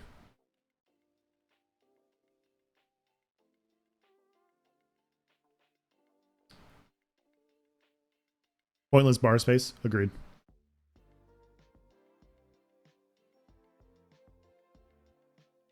Every class deserves at least one broken skill and buff. I wouldn't say that.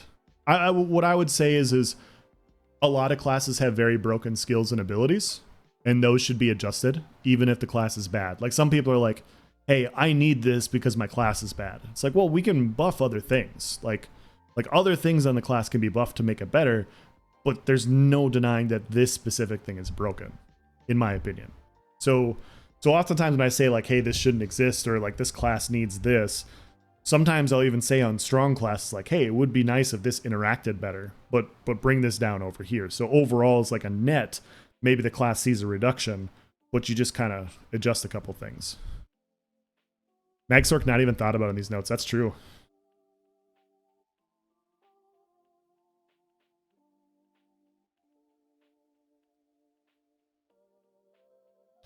How did Fangrush take that? The crystal weapon nerf? I can't imagine he was happy. I wouldn't be happy. Powered War, this morph now grants you and allies minor endurance as well. Okay. Small buff. Summon Storm Atronach, reduce the duration of this ultimate and its morphs to 15 seconds, down from 21 seconds. Base cost have increased to 275, up from 200, but reduces in cost back down to 200 when it... Okay. The Synergy Charge Lightning now goes to the Synergizer and 5 nearby allies in a 12-meter radius, rather than the Synergizer and the Atronach itself. This effect only targets players, as pets will inherit their own bonuses naturally. That Greater Storm Atronach, this morph now increases the damage of the Atronach's single target attack by 30%, rather than increasing the duration of the summon. Wow. Summon Charge Atronach. The Atronach of this morph now only uses its area of effect attack, rather than a mixture of single target and AoE. Increase the frequency of the attack to once every 2 seconds. Feel really bad for you, Sorks. Like, this is disappointing. This ultimate is currently persisting for too long in creating scenarios where certain builds can get multiple of these impactful pets out and producing significantly more damage than any other ultimate in the game in relation to its cost. Yeah. With the reduced duration, it's now much more reined in while bringing more group utility with the improved synergy granting. Additionally, we've reinforced the distinction of each morph where the Charge Atronach provides much more area of effect damage while greater focusing on single target melting. I mean, understandable, but the reason you could have multiple of these out is because of a ring. Like, that's the main reason Atronach is the problem that it is because of a very specific ring. This wasn't an issue before, I don't think. So, I don't know. I don't know, man. I don't know.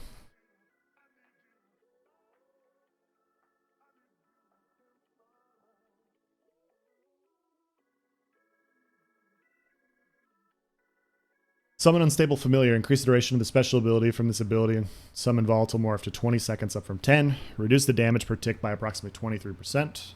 Okay, Volatile Familiar Morph. Morph now stuns on the 4th and final ticks of the ability rather than only on the final. Okay. Wing Twilight.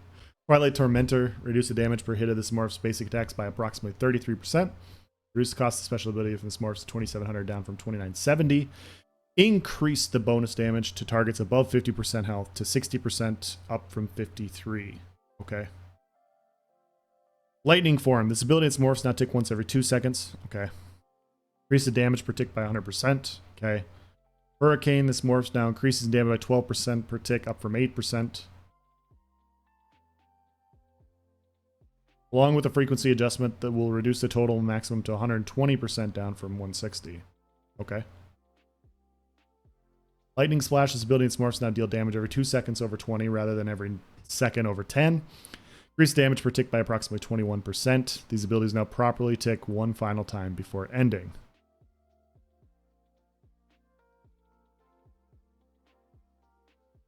Yeah, this is...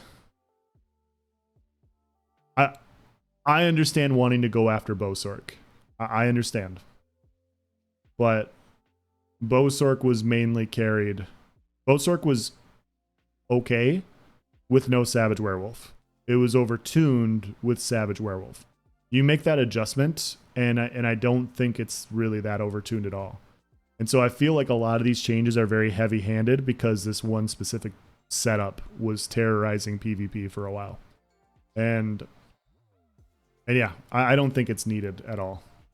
And obviously Magsork are still in a pretty bad spot, and there's no adjustments here for them at all.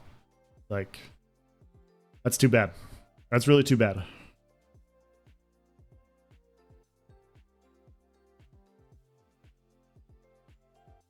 Because let's be honest, like Magsork's just not in a great spot right now. It's just not.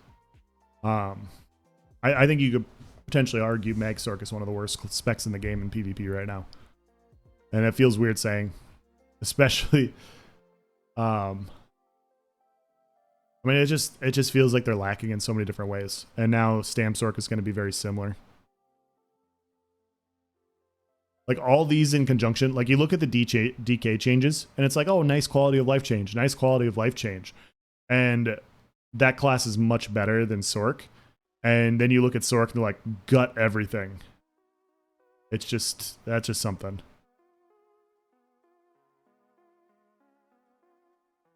Templar changes. Okay. That sucks to see, guys. It's week 1. It's week 1. We'll test everything. We'll try and get some adjustments if we can.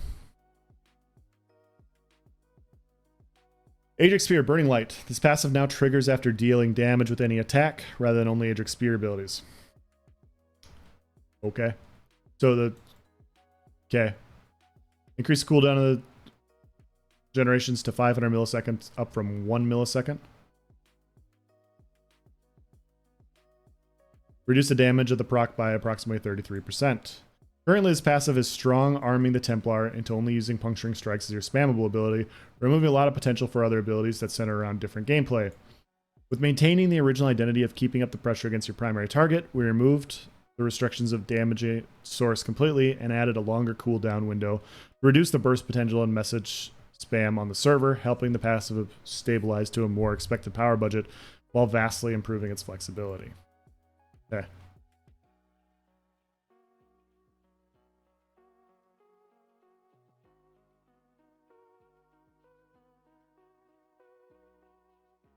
Puncturing Strikes. This ability and its morphs now hit 3 times over a channel of 800 milliseconds rather than 4 times over 1 second. Okay. Why are we going after Puncturing Strikes? Implemented new animations and visual effects to match the attack cadence. Okay. Reduce the cost of this ability and the puncturing. Okay. To match for it hitting 3 times instead of 4. Reduce the overall damage of the primary attack by approximately 21% since this ability no longer incurs a DPS loss while weaving within the 1 second global cooldown window. Sure.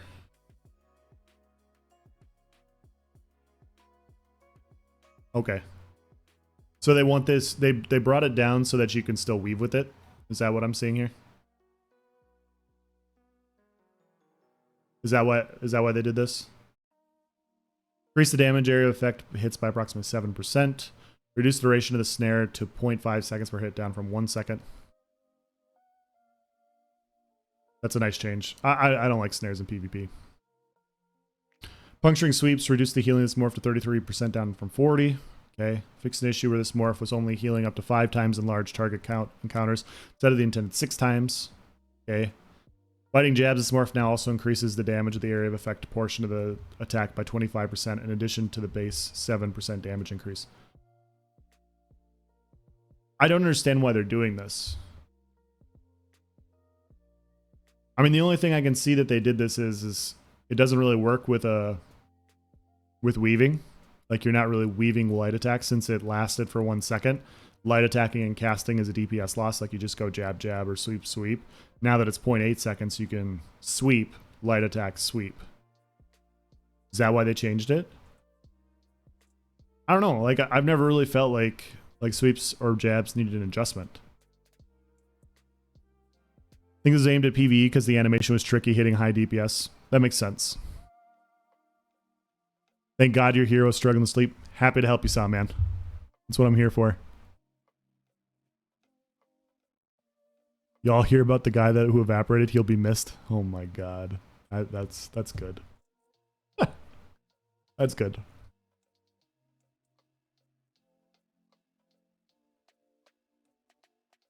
Spear Shards. This ability and its morphs now deal damage over every 2 seconds, over 20 seconds, rather than once every second over 10 seconds. Okay. Increase the damage per tick by approximately 33%. Taking over. What's going on? Backlash. Purifying Light. This morph heal now ticks every 2 seconds over 10 seconds, rather than once every second over 6 seconds. Okay. Once again, we'll have to see. Reduce the healing per tick by approximately 12%. Solar Flare. Increase the duration of Empower granted from this ability, and Dark Flare to 5 seconds, up from 3. Alright. Solar Barrage. This morph now lasts 20 seconds, up from 8. Reduce damage per tick by approximately 24%. The damage visual effects for this morph now only pulse when successfully dealing damage, rather than all the time. Interesting. That's very interesting. Kiffin, what's going on? Sunfire. This ability in its morphs now lasts 20 seconds at base, up from 10. Reduce the damage per tick by 25%. Okay. Cleansing Ritual. This ability in its morphs now lasts 20 seconds, up from 12. Wow. These abilities now tick 1 extra time over the duration. Reduce the healing per tick. Extend a ritual by approximately 3%. Good, because it's a ground heal. Is that why it's not really getting adjusted? I don't know about that one. I don't know about that one. Ritual Retribution, reduce damage per tick of this morph by approximately 52%. This morph now increases by 12% damage per tick, up from 5%. Alright. I don't know, well, let's test. This seems very light. Like, very, very light. Hasty Prayer, increase the duration of minor expedition granted for this morph to 10 seconds, up from 5. Okay. Restoring Aura. Ability in the Radiant Aura morph now grant minor endurance, fortitude, and intellect to you and nearby allies for 20 seconds, rather than applying minor magic of steel to enemies. It still will passively grant these buffs for slotting the ability as well.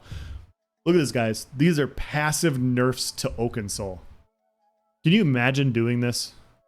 Now if you're just around a Templar, like all of your passive buffs with Oakensoul are wasted because they have this ability? What a joke. Radiant Aura. This morph now also extends the duration of its effects to 60 seconds. Okay. See, once again, like one of the best classes in the game. I'm not sure why they're adjusting puncturing sweeps, but not big changes. Like this is arguably one of the best classes in the game in PvP, if not the best. Not many big changes. They didn't address Bubble, which I think you could still argue needs some slight reductions. But then you heavy hand Sork. It just doesn't make sense to me. Restoring Aura change is actually good because no one else used it because there is a Destro with Matt. Exactly. I completely agree. I was making a joke. I should have been serious there. That's my bad. I completely agree with you. Like, this is a good change. Because, yeah, nobody was using it. Nearby allies, not group members. Exactly.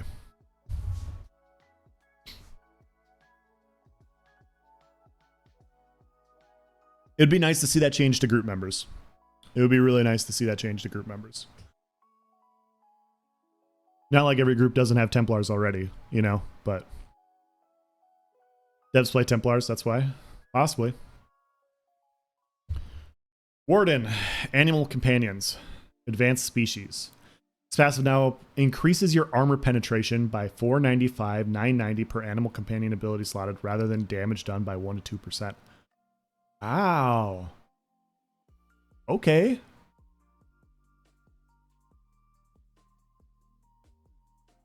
I like it. I like that a lot. That's really nice. Dive. Cutting Dive morph. This morph now triples the status effect proc chance of the attack and causes the ability to be refunded when hitting on an off-balance enemy rather than stacking a bleed. It's still the animation. The issue with Dive isn't how it functions, and it very well could be like how it does damage, but the main issue is it's very clunky. It doesn't feel good to use. You can't animation cancel it. It's this weird animation. It doesn't, in my opinion, it doesn't do enough damage. Screaming Cliff Racer. This morph now increases your weapon and spell damage by 100 for 10 seconds after hitting an enemy, and increased it by an additional 200 when hitting an off-balance enemy, rather than increasing its damage by up to 15% based on your distance from the enemy. Very nice change. The bonus weapon and spell damage is tracked separately, so you do not need to worry about losing the bonus when hitting an enemy that is no longer off-balance. Okay, this is a nice little change, because it didn't make much sense to have a 15% bonus at range when you're running a skill like Sub-Assault, where they have to be within a certain range. It was just a weird, clunky combination. Like, you want classes to feel good with different burst combinations, and the combination of Dive and Sub-Assault always felt weird. Like, always just didn't feel right. So, it's nice to see this change, but the animation, in my opinion, is still the biggest issue. And the damage. We're going back and adjusting the morph distinction of these abilities by helping them focus on different areas where we feel the Warden can struggle. With the other damage over time adjustments, Cutting Dive was creating situations where there was no answer to deal with the ramping bleed, and the synergy with bleed sets was enabling specialized builds to bleed over the top. Instead, we've reinforced the focus of sustain versus overall pressure with the new morphs, where Cutting Dive's refund can help cut through targets repeatedly with ease, and Screaming Cliff Racer's passive power-ups help more Magicka-focused Wardens make up for some of their lacking damage output. Here we go. Magicka focused wardens make up for some of their lacking damage output. Thank you, ZeniMax. That's good to see. Because big difference from the offensive nature from the last. Like, this is very nice to see. Falcon Swiftness, this ability and its morphs now also grant 4 seconds of snare and immobilization immunity after activating. Ooh, that's quite nice. It's a nice little buff for Warden right there. Scorch, this ability and its morphs now lasts for 10 seconds in total, detonating once after 4 seconds, and again 6 seconds after that, rather than only once every 3 seconds. So a longer delay. Okay. Reduce the damage by approximately 8%. Increase the cost. Substantial increase. But I mean, I guess you get 2 casts. This morph now reduces the time it takes for each damage event to occur, causing the damage to occur after 3 seconds and 5 seconds after that. Okay. I don't think it needed a reduction in damage. 8% is not a lot, but they buff damage in another spot, so...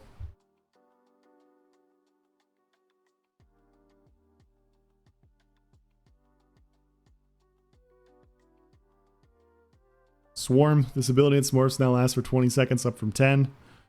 Decrease the damage per tick by approximately 23%. Fetcher Infection, increase the bonus damage on the second cost to 60%, up from 50. Okay. You get 2 cats for the ability, so yeah, that makes sense. I'm just like running it through my head.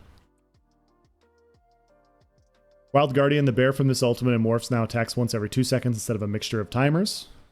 Ooh. Reduce the damage of the bear's passive attacks by approximately 19%. Okay, I mean, if it hits more. Okay. Increase the cooldown of the crushing swipe attack to 8 seconds, up from 5, so it better lines up with CC immunity timers, as this attack can stun enemies. Alright. Makes sense. The active ability Guardian's Wrath now has a 700 millisecond cast time for the bear, not your own cast, so that it properly matches up with the attack animation and reduces the desync potential of the attack. Feral Guardian morph, this morph now quintuples 5x the status chance application of hemorrhaging instead of guaranteeing the effect to reduce the ease of access to the statuses without investment into applying it. Eternal Guardian, this morph now also increases the execute scaling of the special attack up to 150, up from 100. Okay. Maybe we'll see some more bears and dueling and stuff. Still a weird thing to run in PvP because it's very drunk. Like, for as drunk as Blast Bones are, bear is way worse.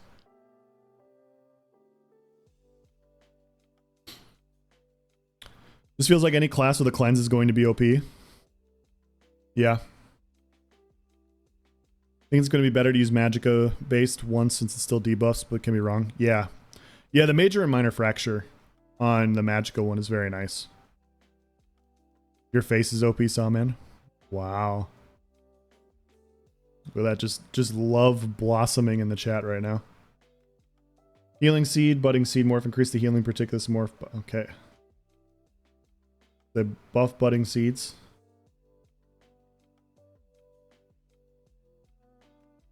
Nature's Grasp, reduce the healing particulate of this ability, and Nature's Embrace by approximately 33%. Yep.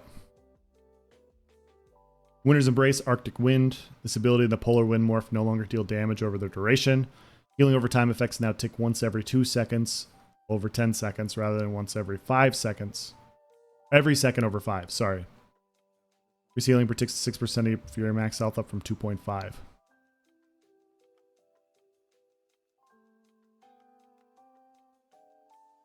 Okay.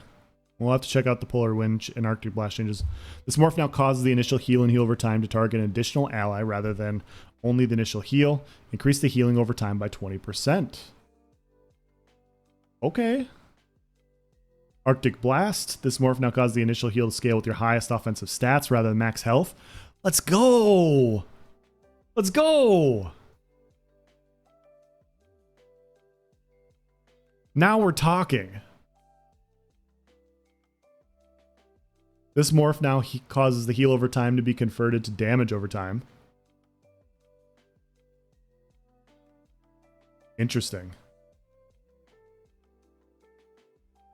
Wow, so you have a damage over time and you have a bigger heal because it'll scale with your offensive stats.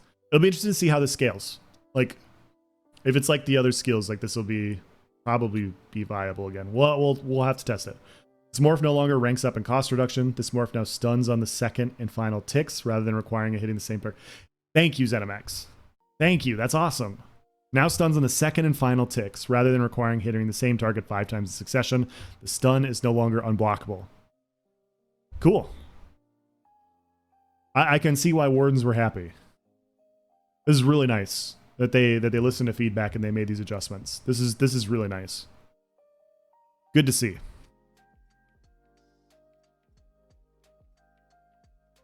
Channel is supposed to be toxic. We don't need your Zoss bootlicking here, so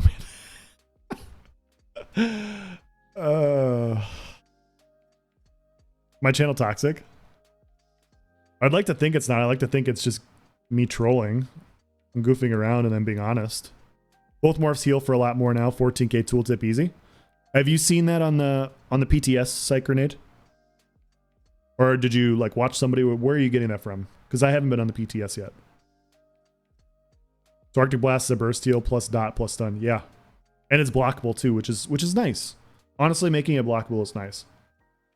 Because if it's doing all this like that, that would make it pretty loaded if it was unblockable. Okay, you were on the PTS. 14k tooltip. There you go, guys. Curious to see what the damage over time is. Those are nice changes.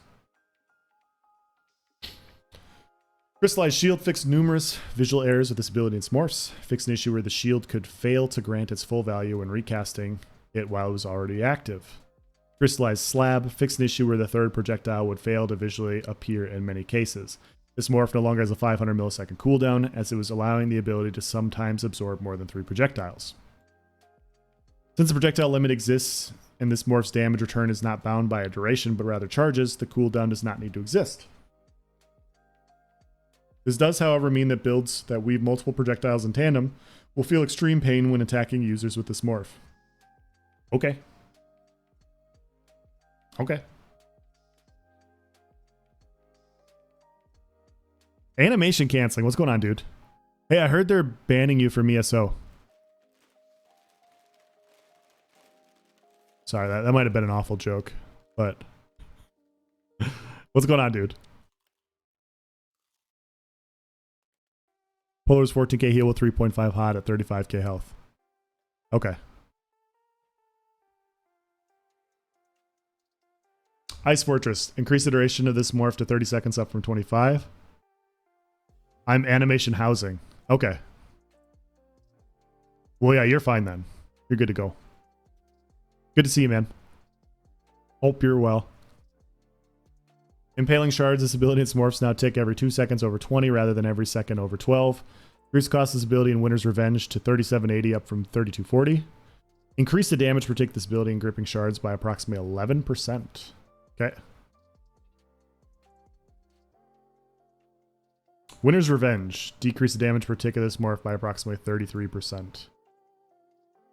Okay. Volley. Now we're going into the weapon abilities. So bow.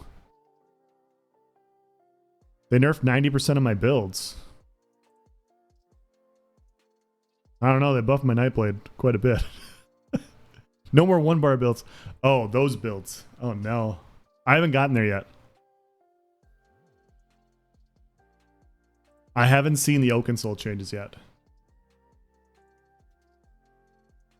This ability in its morphs now lasts for 20 seconds up from 10.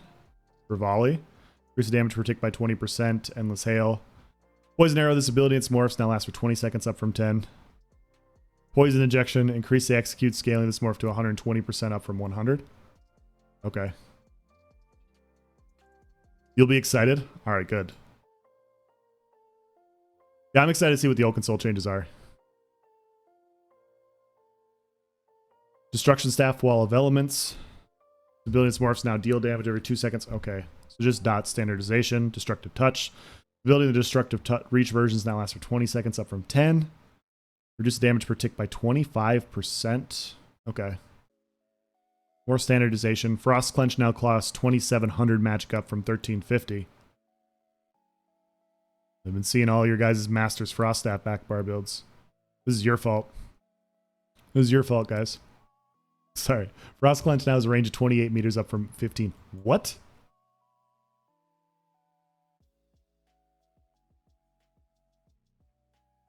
But why, though?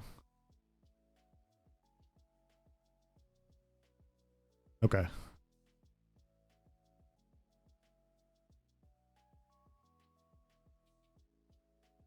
Flurry. This ability in its morphs now hit 4 times over a channel time of 800 milliseconds rather than 5 times over 600. Total damage remains relatively the same over their channel time. Okay, so less spastic, basically, I guess. These abilities now have completely new animations and visual effects to match their attack cadence. I heard this looks nice. I haven't seen it yet. Rapid Strikes. The morph. This morph now increases the damage done of the next hit by 5% per stack, up from 3%, resulting in approximately 2.5% more overall damage. Okay. Reduce the base cost. Bloodthirsty. Fixed an issue where the heal from this ability was considered magicka rather than stamina based. Okay. Should be the title of your videos, but of these notes, but why though? Possibly. Maybe I'll put it in the thumbnail. Flurry's animations are pretty much fine now? Okay. Those are NPC animations, but still? Yeah. Twin Slashes. His ability and its morphs now last for 20 seconds. Decrease the damage by 25%. We've been here. Rending Slashes. This morph now also applies hemorrhaging from the initial hit's damage. Okay, that's a pretty big change.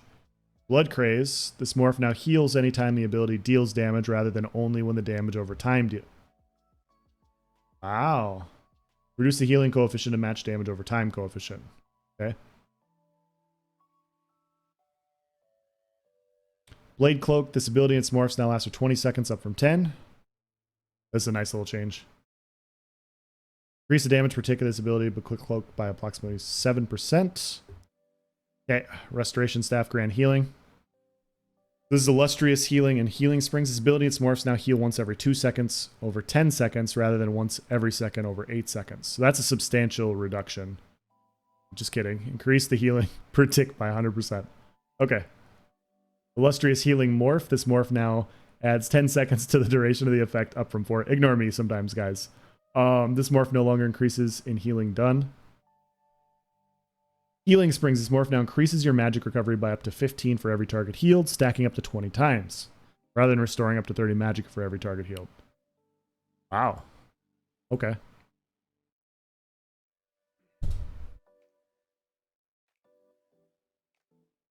Regeneration. Reduce the healing per tick of this ability and its morphs by 40%. Rapid Regeneration. This morph now also increases healing done by up to 50% on targets under 100% health. Okay, so Regeneration is getting no adjustment in time duration. It's just getting reduced by 40%. So this is nice to see. This is still nice to see. You're still going to have people stacking it. It's still going to be problematic in large groups. But a reduction is a reduction, and we take those. We take these. I still wish they would more go after the stacking, but also they're adjusting a lot of these heals based off of the new changes that they're doing. So Cleave, Carve, reduce the damage per tick of this morph. Damage over time by approximately 40%. My boy Carve, goodbye. Critical Charge, Stampede. This morph now ticks every 2 seconds. Over 20 rather than every second over 15. Decrease the damage per tick by approximately 33%. Forceful. Increases splash damage's passive to 50, 100% of the damage done with light and heavy attacks, up from 25 to 50. Oh, shit. Well, we'll have to see how hard light and heavy attacks are hitting. Like, this looks like a nice change, but if light and heavy attacks are, hitting 50% less, this is just the same. Uppercut, Wrecking Blow. Increase the duration of Empower to 5 seconds, up from 3. It's hard to tell if that's a big of a reduction with cross healing and ball groups. Yeah, I mean, if you're still stacking it 5-10 times in a row, there's still going to be immortal.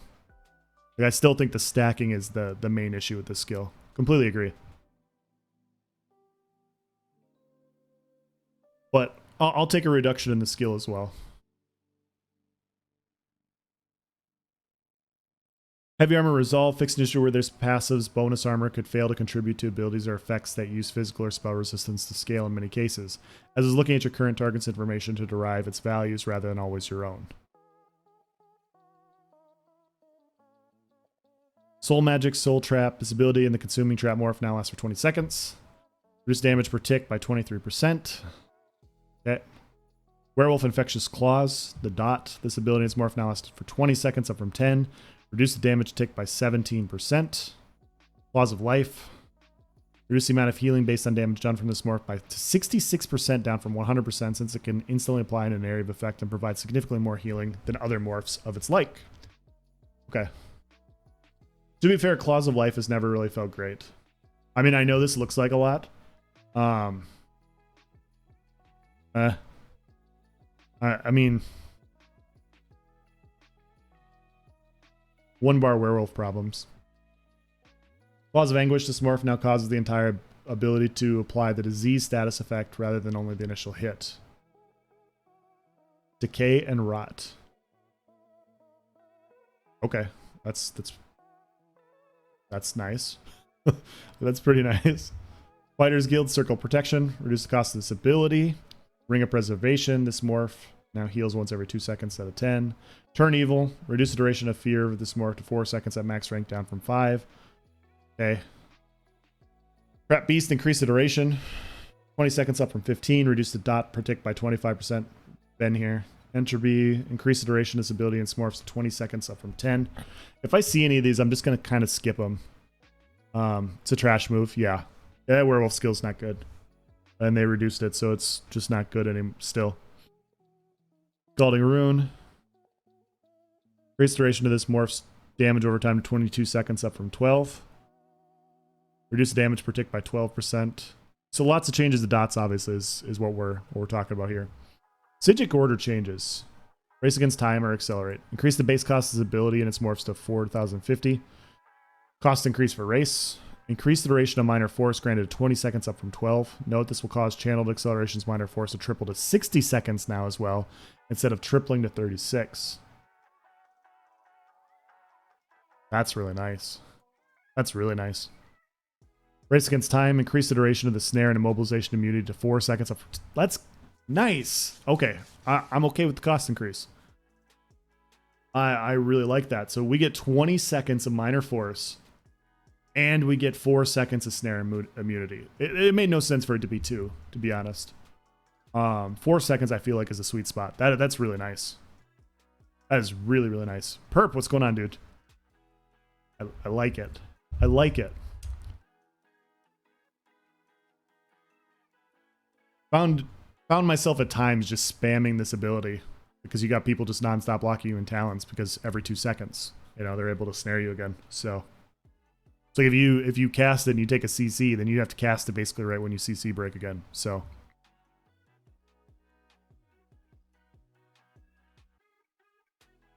Necrotic Orb.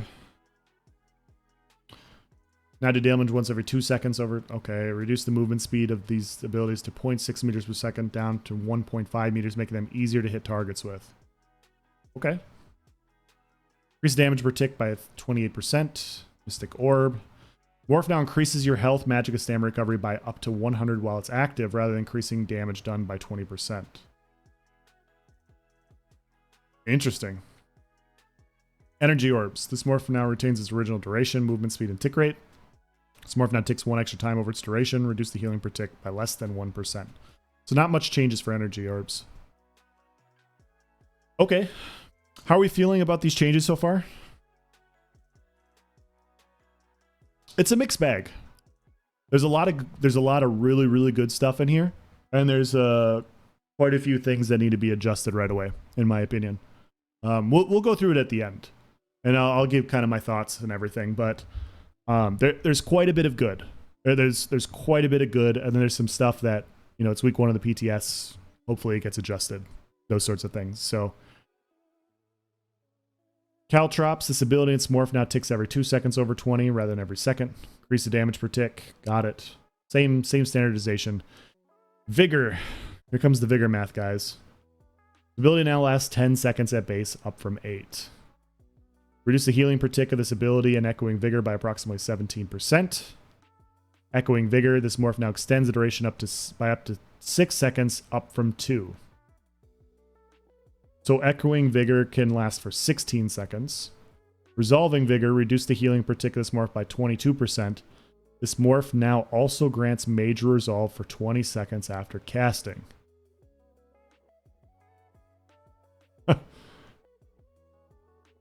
Really? Really?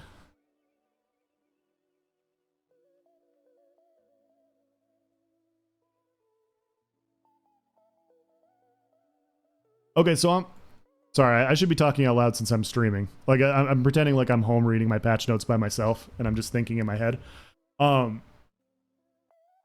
This is sneaky strong. And I'll explain why. Because you get major resolve on your vigor, like you're casting vigor way more than this. Like you're gonna cast vigor essentially off cooldown. Every 10 seconds you will have vigor up. It'll be a lot easier to keep up than what it currently is. You'll basically have you should be able to have close to 100% uptime on vigor, which means you will, barring that one armor set, you will have 100% uptime on major resolve. What this does is it frees up a bar slot on like all of your classes if you so choose to. All stamina classes now can free up a bar slot and potentially, except for Nightblade, where this is a passive, and it makes it kind of redundant, to be honest. Like, that's the only spot. Nightblade got other buffs, like they don't need this one as well. But even then, like even a medium armor Standblade wasn't always having its major armor buff, like all the time, unless you were able to keep your cloak up quite a bit. So this just means, I mean, obviously there's a lot of armor buffs that do other things, but having viability of being able to fit another damage skill on your bar or another utility skill is quite nice. Like this is quite nice in my opinion. I think of Frostcloak, for instance, right? Like we're just going to use Frostcloak since we were just talking about Wardens. It gives you your major armor buff and it gives you minor protection, which is what, 8%? Well, now you can slot like Revealing Flare. So you get your armor buff and you get major protection, which is 10%. Sorry, was it minor maim? I can't remember. You can still slot some things that you're missing. So I feel like this is actually pretty sneaky good. Else your stream is dying. Juicy notes, first time seeing them. Yeah, there's a lot of good stuff.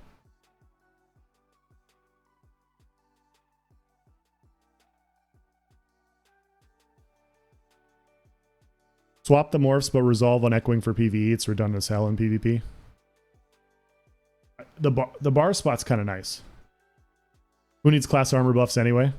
I mean, I understand that point of view. I'm not saying not. I'm just saying like some armor buffs are better than others. Unless this is planned with the major buff steel set in mind. Yeah. Yeah. Rather there's more people running echoing, more cross-healing? Sure.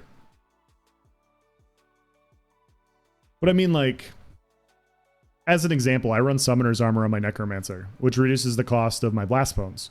Well, Blast Bones is already so cheap, I don't necessarily have to run that. So now I can run Vigor, and I can fit a dot. And the dots on Necromancer are buffed by 10%, or I can fit another damage deal, like a direct damage ability. Like, it's just...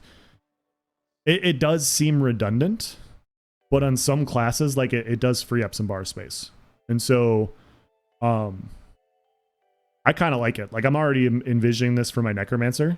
And having another bar space is kind of sexy. I'm not going to lie. Vigor is 5 seconds on PTS. Okay, so it's still got its halved reduction. Okay.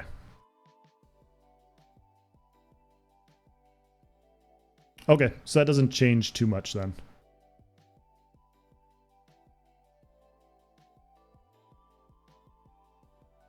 Major resolve on Vigor is also sort of a raise the floor move since Zerglings will have better uptime. Yeah, I agree with that too. You need the Stam Sustain from Templar Rune, and Volatile is DK's best dot now. I mean, yeah, I mean, the Templar Rune is nice, but now you can fit Ellie Drain. You know what I mean? Like a lot of Templar setups can't fit it. Like, I'm just saying, like, there's some skills that are really nice that free up that could be more powerful than some of the passive bonuses. And I'm just providing that as an option. I know there's a lot of Templars not running staff, so I'm not saying like, oh, you have to go staff now. I'm just trying to explain, like, that whole bar spot being freed up makes up for some minor abilities on some of the armor buffs. Extra Silk Squad and Warden is very nice. Yeah. That's what I'm saying. Like Warden and Necromancer already in my head. I'm seeing this as I get an extra bar spot. Maybe not Templar. You're right. Maybe not Templar. I'm not saying like it's definitely going to be replaced or anything. Yeah. It's just now you can kind of look and see if there's something else you can maybe fit. I don't know. I don't see it as redundant though, because an extra bar spot is very, very valuable.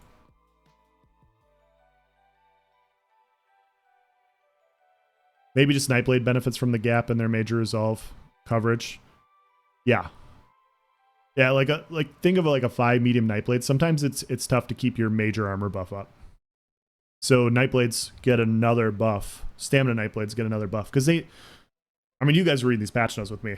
Clearly, Nightblades needed another thing because they didn't get enough in these patch notes. So, sorry, that was sarcasm. I should state that when I'm reading patch notes. Like when I'm being sarcastic, I should probably state it. But yeah, it probably benefits them the most. I would say that. Or I would agree with that.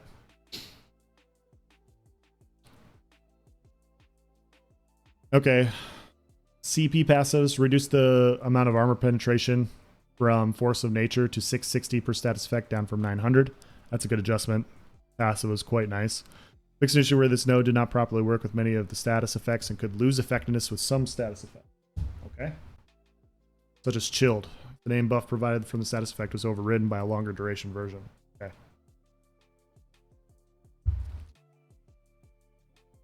This passive now increases light and heavy attack damage by 4% per stage, up from 3.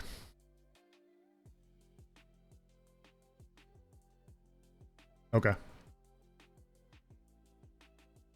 Okay. Companions? We don't care about companions. Not here. Ravage health potions. Fix an issue where this potion affix was not correctly labeled as a proc and could trigger many sets or events that checked for dealing damage. Like Acuity. I wonder if this gets rid of the Ravage health Acuity gankers. I'm assuming it does. I'm assuming that's why they made this change. Very good change. I wasn't sure if this was going to be on the radar.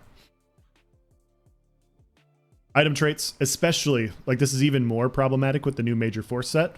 Like think of having 100% uptime Acuity with Major Force.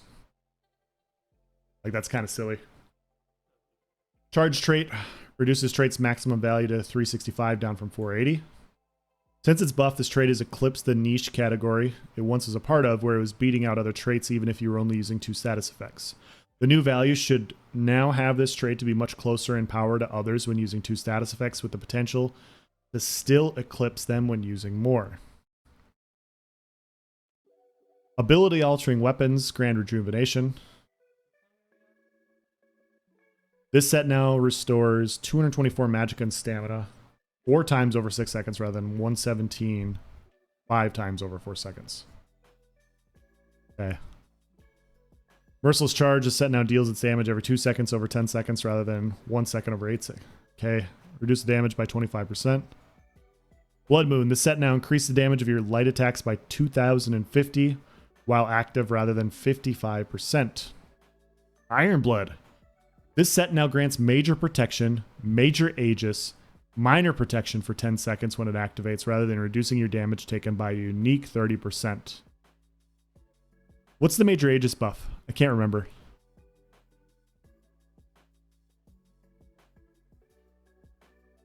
Major and minor protection, so that's 15%.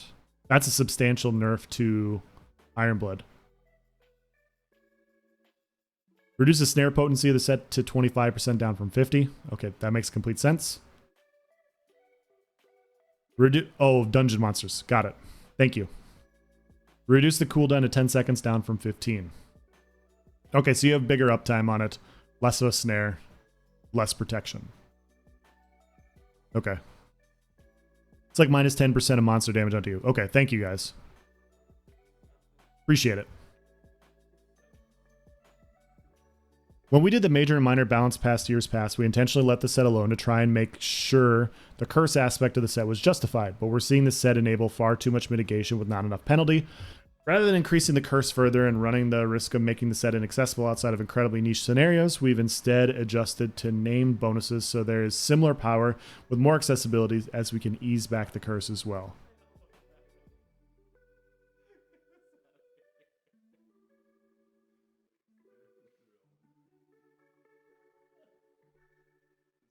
Okay. Okay, these are pretty big changes overall. Like very, very big changes.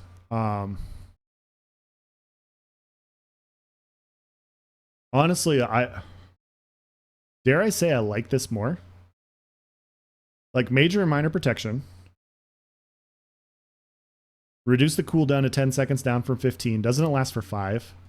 Isn't Ironblade sorry, I'm gonna pull it up real quick.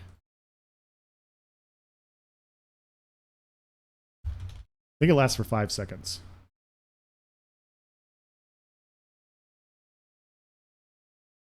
No, it lasts for 10 seconds. So you can have 100% uptime on this? Bro. Like, really? You're gonna give 100% uptime on this? With a 25% snare? This is really... This is... In my opinion, this is better. Like, this is a lot better. I know it's not 30%. I know it's not a major and minor buff. But the 100% uptime and the reduction in the snare just makes it a lot more viable. Stacking that with Serpent's Coil could be nice. Exactly. Like, this looks pretty good to me. I don't see this as a nerf at all. It's just a reduction in severity of, like, cost versus effectiveness. So you can still take damage wearing Ironblade, but like this is a lot. Like major and minor protection on a set with 100% uptime is a lot. That's a lot. Can still stack with stage 3. Exactly. Like, I'll be honest. I've ran Ironblade multiple times. I've never liked it.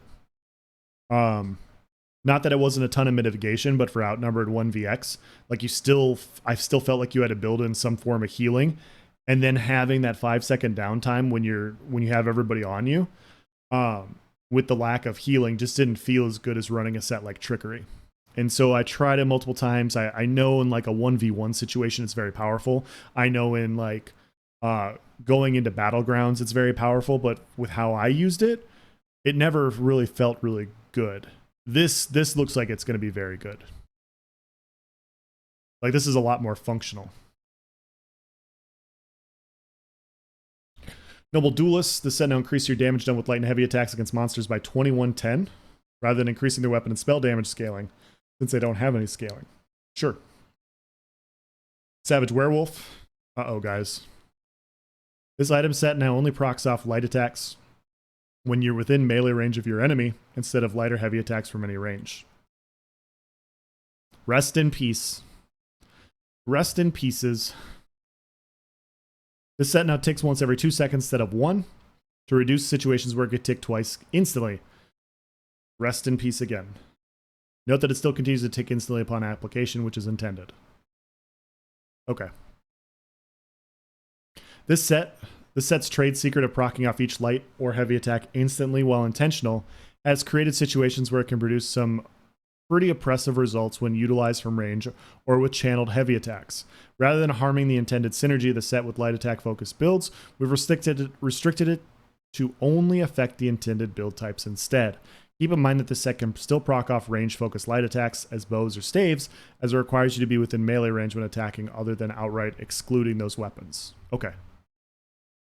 I think those are good changes. Rest in piss, bows. Yeah. Sergeant's Mail. This set has been reworked How many times has Sergeant's Mail been adjusted in the last couple of years?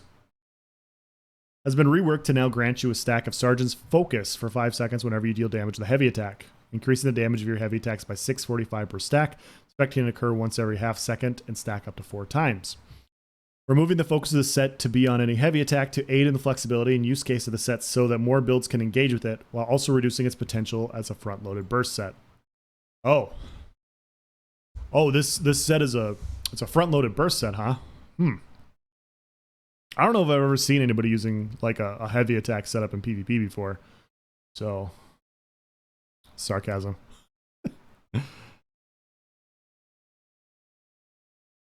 Undaunted Infiltrator and Unweaver.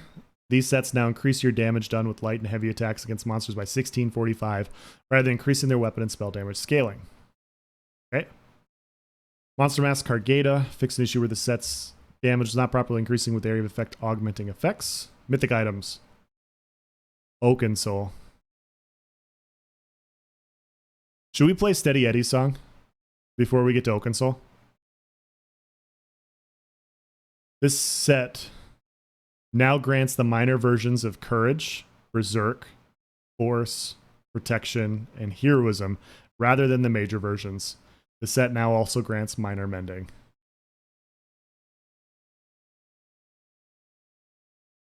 Wow.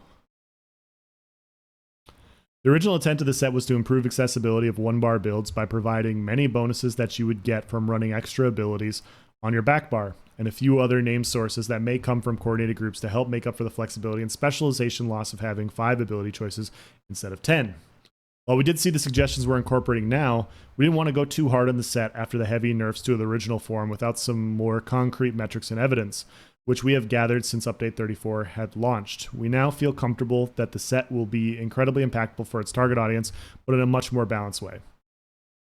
Okay, so I don't know much about Oakensoul. I haven't done many videos about it, but I think this is a good change. This does look like a very good change to me. I do completely agree that accessibility is nice. I like the idea of accessibility for people that want accessibility, but there's a big difference between accessibility and it being clear and above the best mythic in the game, and it's not close. This brings it a lot closer.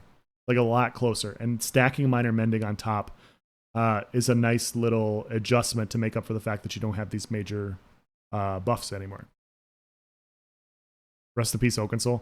I think it's still going to be good. Like, I don't think you can understate enough how valuable it is to have major buffs up all the time.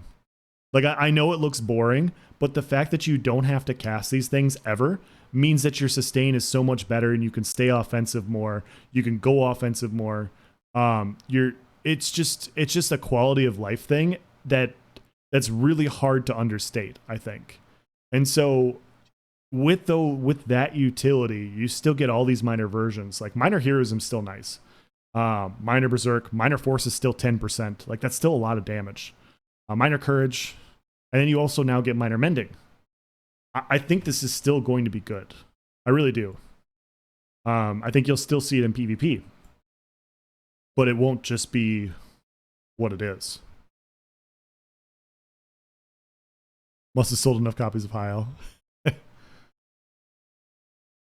First time chat from viewer. It's called Balance, so there's more options. Yeah. I'm joking. I've tested Oakensoul a lot. It's clearly the strongest mythic the way it currently is, and these adjustments are nice. I think you still want to make it viable and useful, and this is a good step in the right direction. I agree that prior Oakensoul was overtuned, but the current PTS iteration is tough because you can get all these buffs on 2-bar setups. Yeah, you can get them on 2-bar setups, but you don't have to cast it. And I know they have the increased duration, so that mitigates some of those things. Minor heroism is no joke, though, guys. Like major heroism is extremely problematic. Minor heroism is still very, very good. Like, it's still very good. So, and you have a bunch of other sets that can stack with minor heroism. Like Trickery. Like Sawman said. So now you can have major and minor heroism running a set like Trickery. So, and you have major and minor mending with a set like Trickery. So, and you get the ulti gen, and you can run a set like Balorg, and Balorg can carry your damage. Like, this is still good damage too. Like, this is still good damage.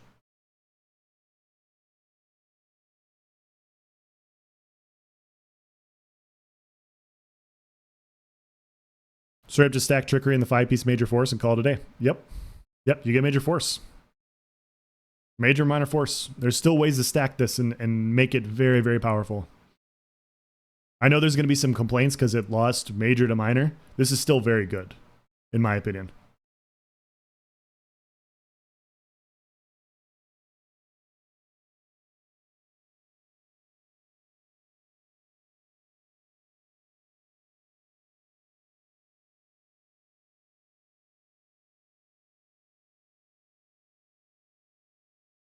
We're going to have to talk to Steady Eddie and have him do like a Rest in Peace Oakensoul ring or something for the content. Like, we need a sequel. We need a Steady Eddie sequel.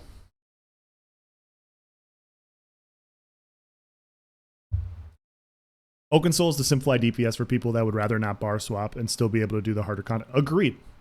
And that's the thing, okay? And that's a great point, and that's something that I didn't say and I should have, so thank you. If you're selling this item as, or if you're selling this as an accessibility item, as an item to ease up bar swapping, light attack canceling, all these other sorts of things, providing buffs so that you don't need those sorts of things, you don't also have to stack Major and Minor Force on these things, right? Like, it still has a lot of accessibility. You still have a lot of strength on this set to where you're not sacrificing a back bar. It still gives you 1 or 2 5-piece bonuses with this. And it's easy to stack with other good sets. Like, guys, this is still very good in my opinion. Like, I'm not joking. Like, this will still be very good. And now that they have a Major Force 5-piece, like you could still stack Major and Minor Force. You could still stack Major and Minor Heroism. It's just not as problematic because you don't have 100% uptime on Major Heroism, which is, in my opinion, the biggest issue with Oakensoul.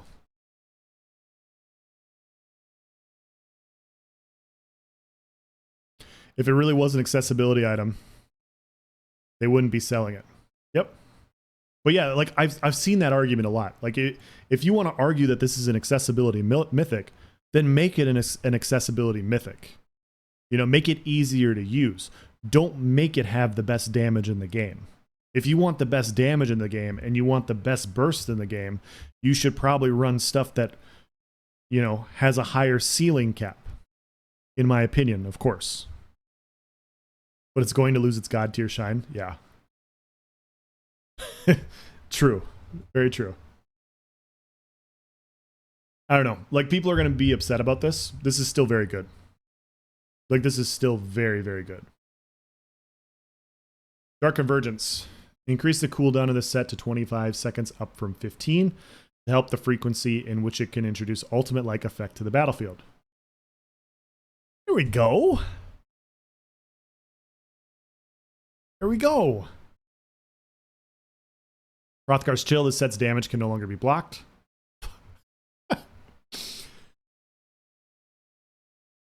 Why you do this? Like, why? Plaguebreak. This set now has a cooldown of 20 seconds per target, rather than only against targets that do not already have the dot on them. This set can now proc on multiple enemies from a singular attack. Oh, shit. 20 seconds per target, rather than only against targets. Okay, reduce the damage over time by approximately 48%, but this damage can now critically strike as it does not have ingrained modifiers built into it. Increase the damage by explosion by approximately 3%. Damage from the set now applies disease status effect. Come on, guys.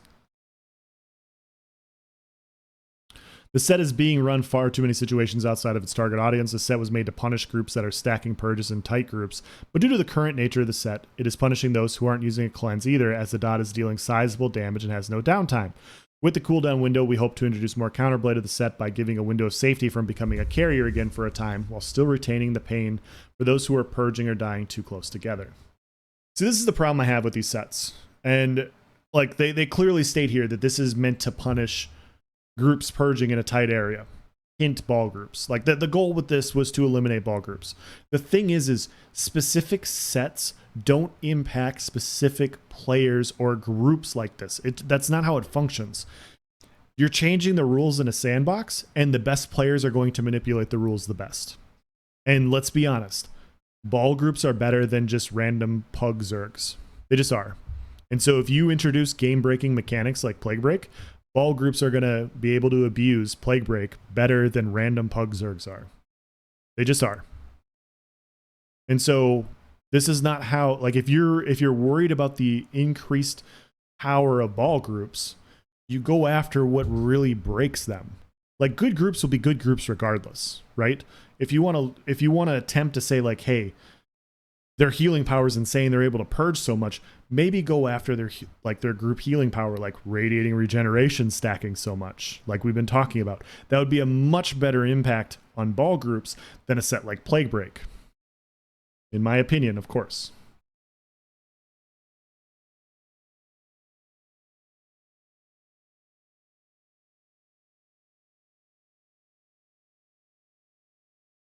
Pugs can't just spam Dark Convergence, but Bombers still can use it, I guess. Yeah, it's still going to be good. Like, a pull is so valuable. A pull is so valuable. Can't block 3 KO, no? Yeah. I just don't like mechanics being bypassed. That's all. Sets getting massive nerfs. It's our own fault for making them must-haves for content.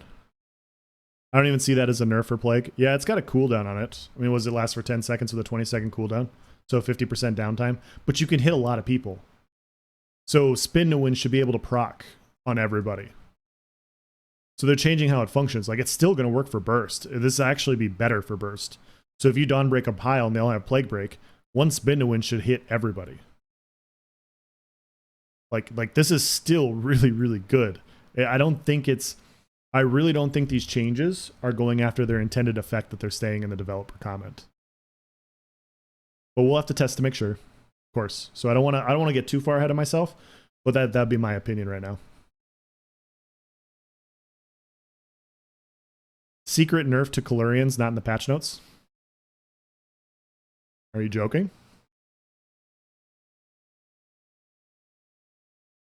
Audio, events and celebrations. We're getting to the end, guys. This actually isn't as bad as I thought it would be. UI. That's it. We're done.